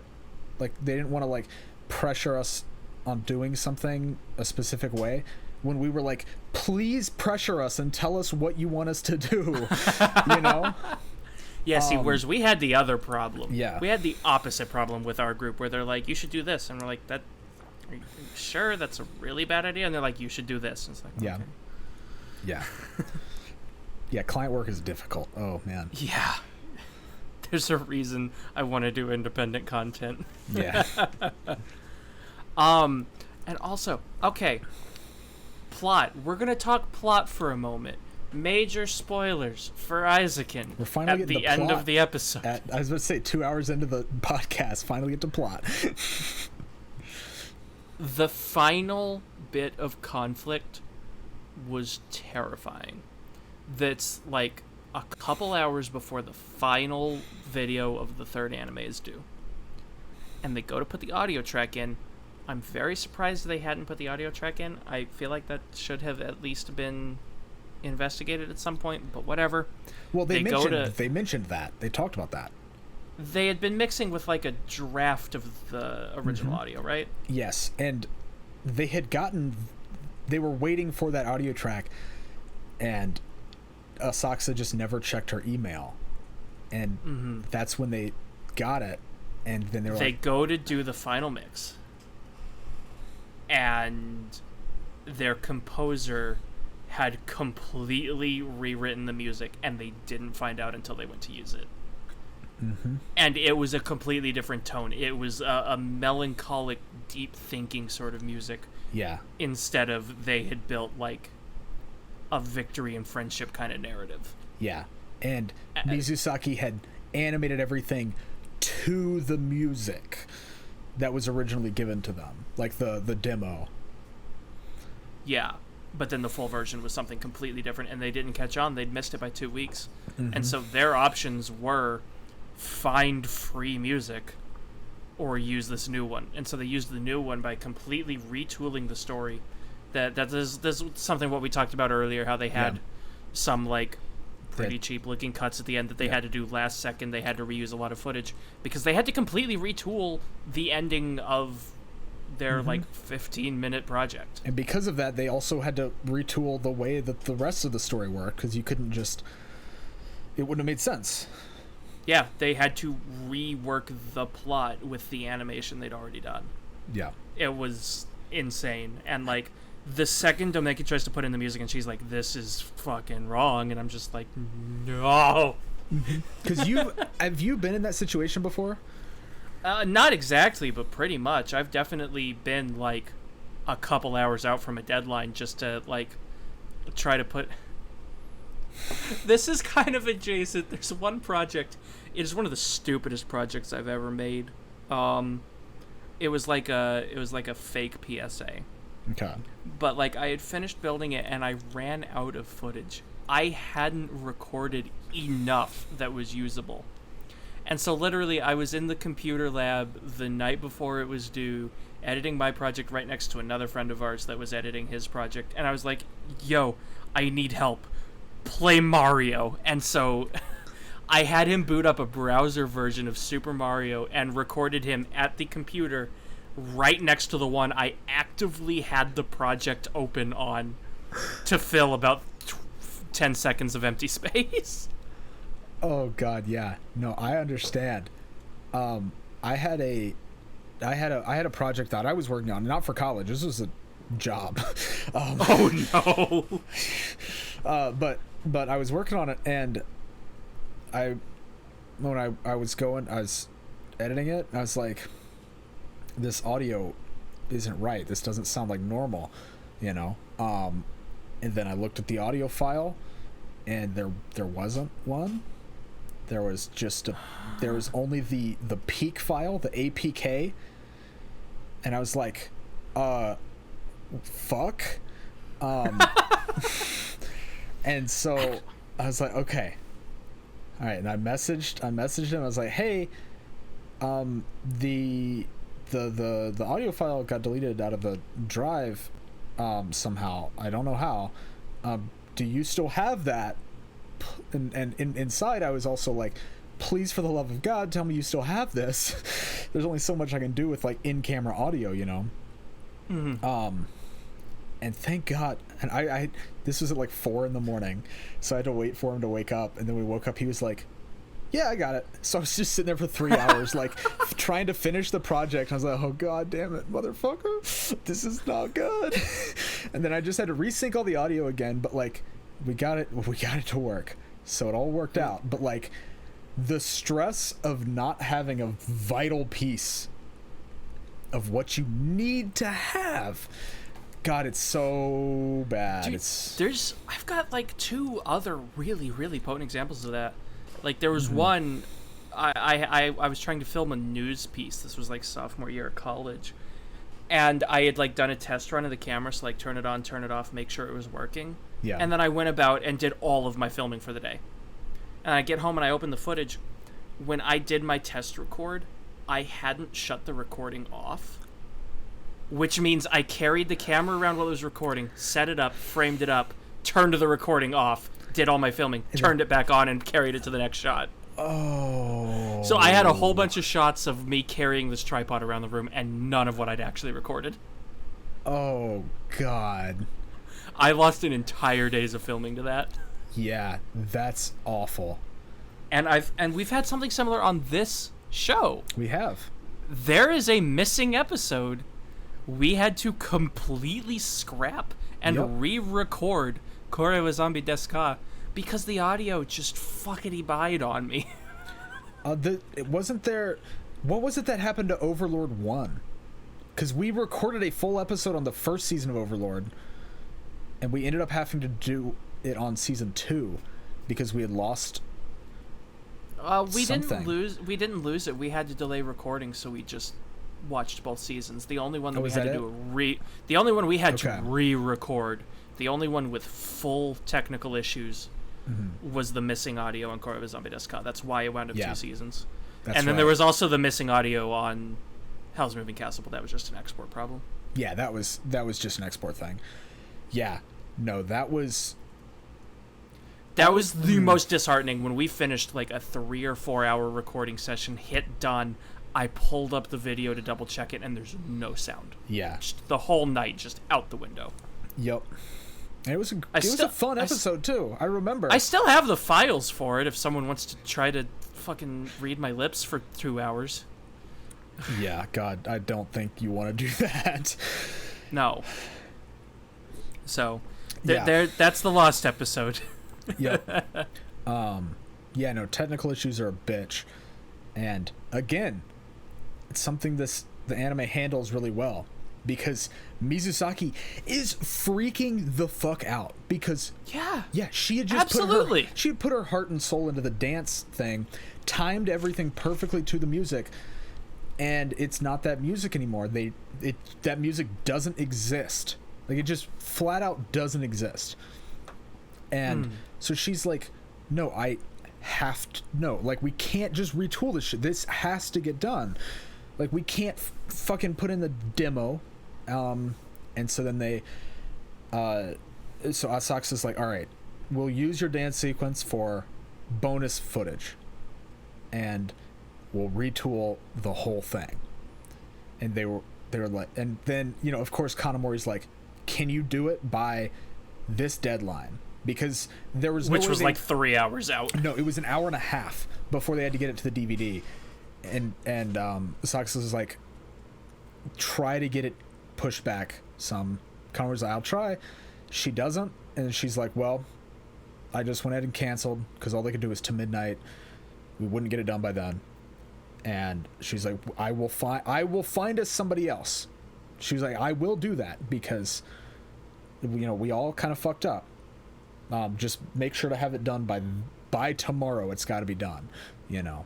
And like that's how it works sometimes in just like a creative capacity. Like when you've advertised something as heavily as they did for that final project, and then at the last second, something will always go wrong.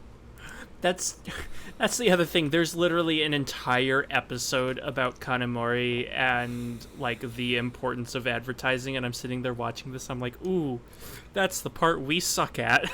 Yeah, I'd be lying if I said I didn't think about that too. Yeah, we've been getting better about it. We've been trying, damn it. But yeah. I just jumped the gun last time. I tweeted about Kiminozo like 3 hours before it went out so that, by golly, I wouldn't forget it. I need to show you how to schedule tweets. I know that's a thing. I don't know how to do that. Yeah, I'll show you how to do it after we finish recording. But yeah, no, it's... God damn. This show, it's so fun, but the stress sometimes.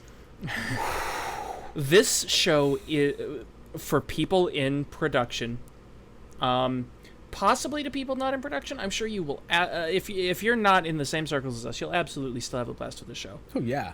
But like for people who are also into content production, like as theoretically as a career, even just for fun, honestly, this show is insanely relatable, and that is not always a good thing. No, and it's also helpful, like legitimately, especially if you're like a beginner. You're like, I want to make movies. Like you're just like a middle schooler or a high schooler. You're like, I want to make movies. Go watch this show. Like you'll legitimately learn a lot. And I mean, God, I'm about to turn this into like a preaching thing. But like, I mean, if you want to learn it, just like do it. There's free programs for everything. Download DaVinci Resolve. Use your phone's shitty camera. Whatever, like or don't even do that. Just make videos without filming anything. Dude, yeah. Some of my friends and I first projects were in our backyard on his phone with like an iMovie template. Yeah, no, I mean, oh my God, I made so many garbage videos that I don't have anymore back in high school and middle school, where we were all like, dude, let's make a YouTube channel, dude. That'd be so sick. We recorded one video and made it, and then we were like, that was fun. All right, well, I'll see you guys at school.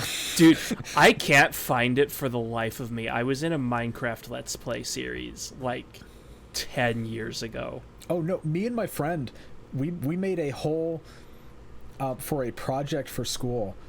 We did a reenactment of one of the Whitest Kids You Know skits.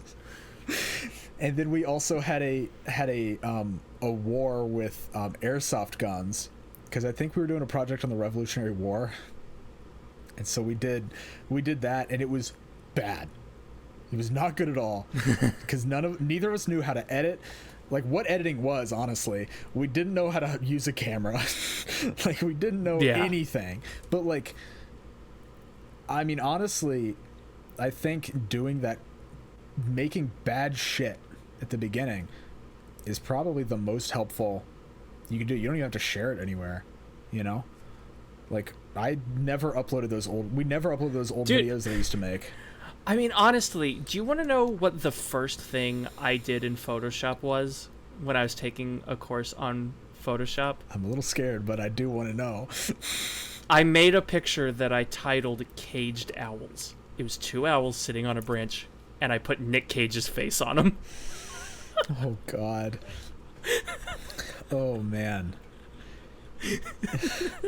No, back in high school, dude. Oh, my God. So, me and a group of friends, we start... I'm not going to say what the name of it is, but we made like a DeviantArt group for each other. Oh, no. Yeah. And we just made the worst shit possible. Like, we were using GIMP first of all. Okay.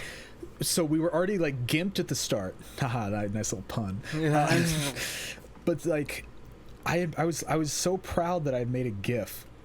It wasn't even a looping GIF, but it was just an image of like LSD style, you know, like that kind of image. Hmm. And then just like 3 seconds later, a giraffe just pops up. That's it. That's the whole thing. But I was like, guys, this is so funny. And like, we would just make dumb shit like that all the time, just just like fucking around again. And it was such a good, it was fun. And like, it honestly taught me a lot about photo editing, because eventually I got to the point where I was like, okay, I'm going to be specific about what I was making, but like, I was like, damn, okay, I need to crop out this porta potty, and then make sure they got to resize the rainbow so it fits the bottom of the porta potty, and then the wings have to be proportional to it while it's all in space. That's the whole image. It's a porta potty flying through space with wings and a rainbow trail. But like, you know, I was still like, all this dumb shit. Like, I mean, I was still having a blast with it, honestly. Speaking of having a blast, I'm loving this conversation. We need to move on to final thoughts, but I would like to, real quick, the point of this whole ramble that we've been on for like 20 minutes now. Yeah. If you want to make things, do it. It doesn't have to be good. Make a thing. The fact that you've made a thing is enough of a start. Yeah. That is one of those things that I wish someone would have slapped into me ages ago. No, honestly. Or even now. There's so many things that I've been like, dude, I wish I could do this. And then I don't do it. Just do it. Yeah. Just fucking Shia LaBeouf, do it. Yeah. No, like, I'll just end this here, then we'll go to final thoughts. I want to say one last thing. Like, I know it sounds like we're just saying shit you hear every productivity YouTuber say, you know, just like, dude, just go do it if you want to do it. Like, just go do it. That's the only way to get better. But like, truthfully, it is. And legitimately, one of my favorite quotes that I keep on my monitor. I don't do this for, there's only 2 quotes on my monitor, but this one is one of my favorite ones. And so it does help me remember. God, I'm starting to sound like one of those piece of shit YouTubers who just, you know, but anyways, 10 tips to get your productivity flowing. Oh God.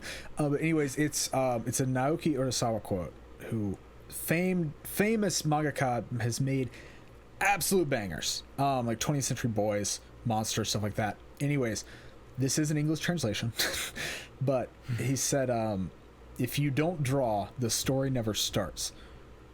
And nowhere in that quote does it talk about drawing well, you know, or you know, to change it slightly to doing something good. That's not what matters, because you're not going to be good when you start. You've got to do it for a while. My first videos on YouTube, hot garbage, and I wish people would stop fucking commenting on that one video. Have you heard the first episode of this podcast? Oh God, it's my so mic bad. Sounded like death. Yeah, like the first, like, what was it, like 15? It wasn't that I think many. it was more like 5 or 6. I bought a new mic pretty early in. Either way, it was rough. We started in with like none of the gear, none of the framing. We didn't have a lighting setup. We didn't have a plan. We didn't even have cameras back then.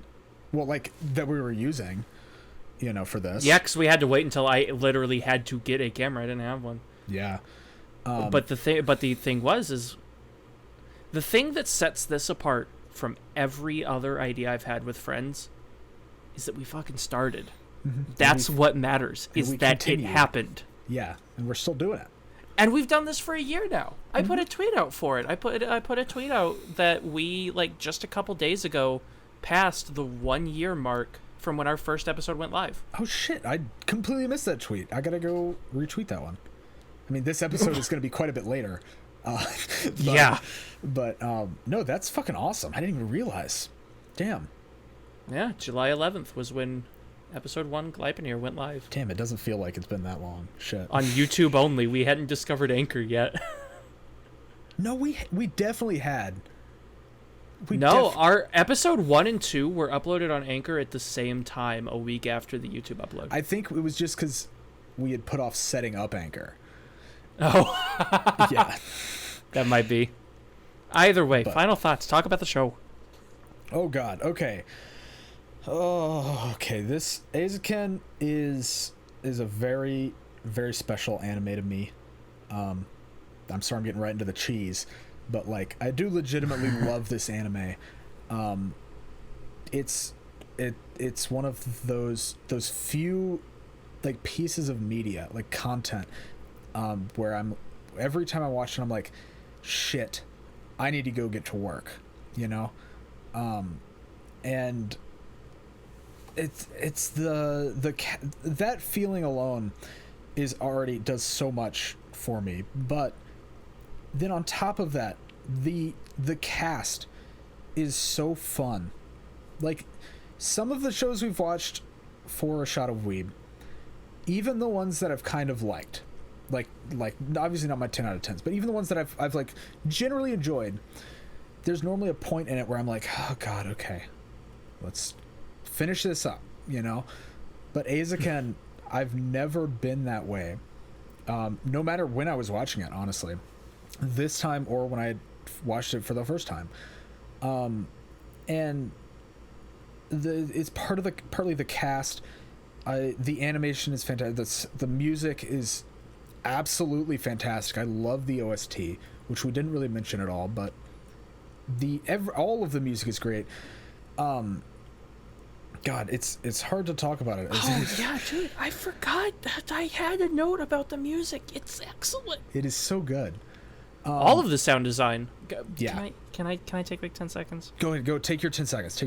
In the like imagination sequences, whenever they're like flying the dragonfly ship or like doing whatever, and it's like in the sketchbook sequences or when they're in space or whatever, all of those, because it's like within the characters' minds, all of the sound effects are replaced with the characters themselves voicing it. Yeah. The sound design in this show is excellent. Continue. Yeah. No, all of the like da-dan and pa-pa-pa-pa-pa-pa and pa-pa-pa-pa-pa-pa-pa. Like that's the actual sounds, and it's great because it is, that's like what you do when you're making a project like that at the start, you know, to get a feel of what it's gonna kind of look like. It's so good. And I don't know, like when I was watching it for our show, the last episode, and Sakasa wakes up the next day after they had watched it because she had fallen asleep. She wakes up and looks out the window, has her like little bunny, which is adorable, and then looks up at the sky and is like, there's a lot that we need to improve. And like it's like, that's a mood. I'm like, fuck, I get it, but like it's still, she's not like doing it for one project. It's like each project they're getting better, and it's something perfectionism is something I have a hard time with, and so this show helps me a lot put that into perspective. Like, just fucking finish your shit and then start working on something else and do that one better. And I don't know, for at the end when it's doing the zoom out, that really quick zoom out, you know, across multiple different landscapes, and then eventually goes into space, like I did start to tear up, which I don't know why. I wasn't sad. I wasn't necessarily even like really happy. I don't know what it was about it, but I also remember doing that on my initial watch on the last episode. So yeah, this, if it's not obvious, I fucking love this show. I've gathered. Yeah, so yeah, obviously this is a 10 out of 10 for me. Because even though I could point out some flaws with it, they don't matter to me. And that's how 10 out of 10s are for me. There can be flaws. It's not a perfect show, but it's like, it hits, you know, it hits different. You know what I mean? Yeah. So yeah, I think if I continue, I'm just going to continue rambling. So go ahead. I think I've already said a lot of what there is I think needs to be said about this show. This show is fascinating to me as someone who works, you know what I mean? Yeah. In like an adjacent field. Mm-hmm.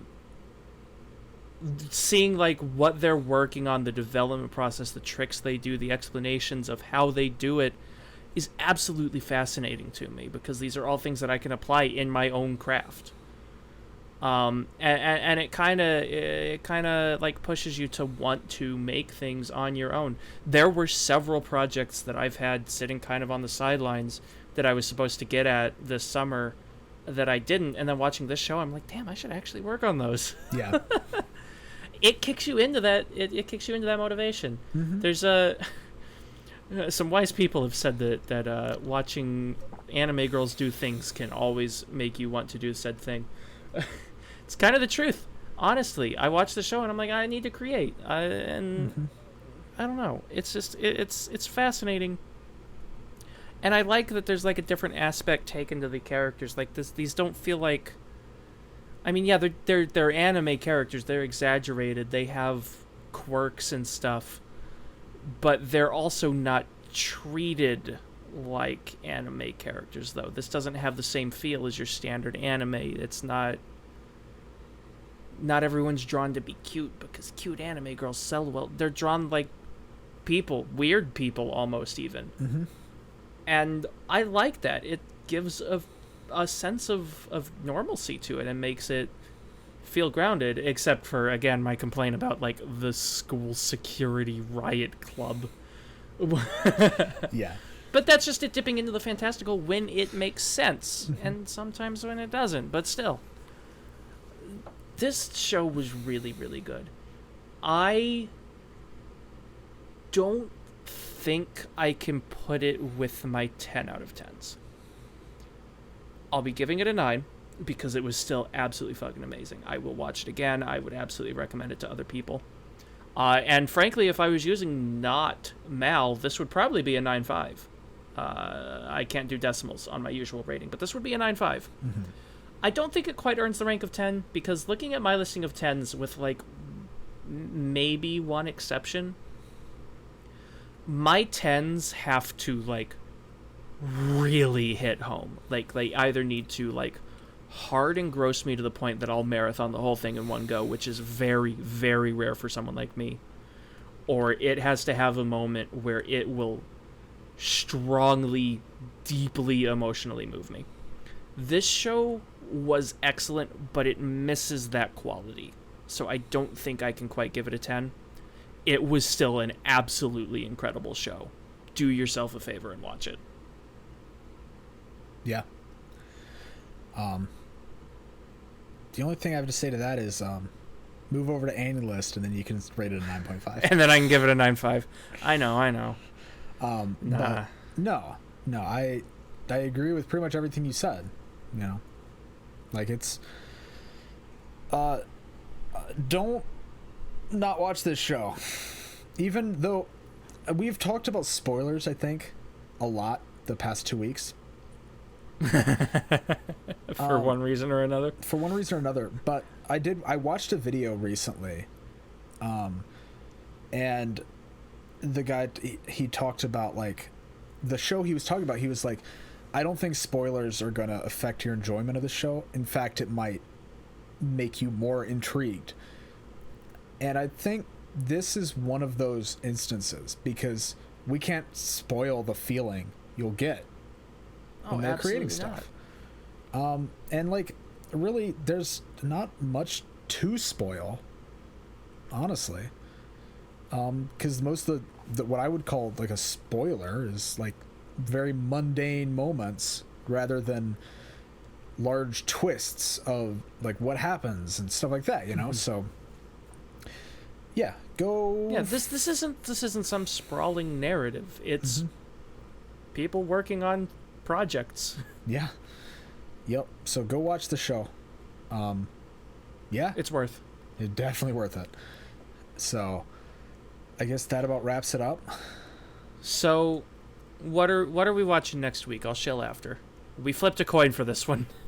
Oh, yes, okay. I'd forgotten what it was. So next week is the dual choice episode, and we are going to be watching another movie. It's our second movie of the podcast, I believe. and we narrowed it down to 2 movies, one each that each of us had brought up. Yep. And we flipped a coin, and what won? It was Lupin the Third: The Legend of the Gold of Babylon. And not only will this be our second movie, this will also be the premiere of season 3, baby. So. Oh yeah, that's right. Yeah, so we'll have some new visuals for you if you're on the YouTube, and also the also on Anchor. Yeah, there'll be like a new image for that as well. Yeah, I forgot about that. But yeah, we'll probably be reworking the logo a little bit. Yep. So, but our YouTube layout will be quite a ways different. Yep. And so because of that, we will be taking a 1 week break in between. So so next week from this upload date, we will not have an upload while we implement our graphics changes, and then we'll be back the week after with Lupin. Yep. So Lupin will. So this one should come out on the 24th. Lupin will be out on the 7th of July, or no, August. Yeah, that. But we're still getting used to doing these in advance, so the dates are a little confusing. The dates are very confusing.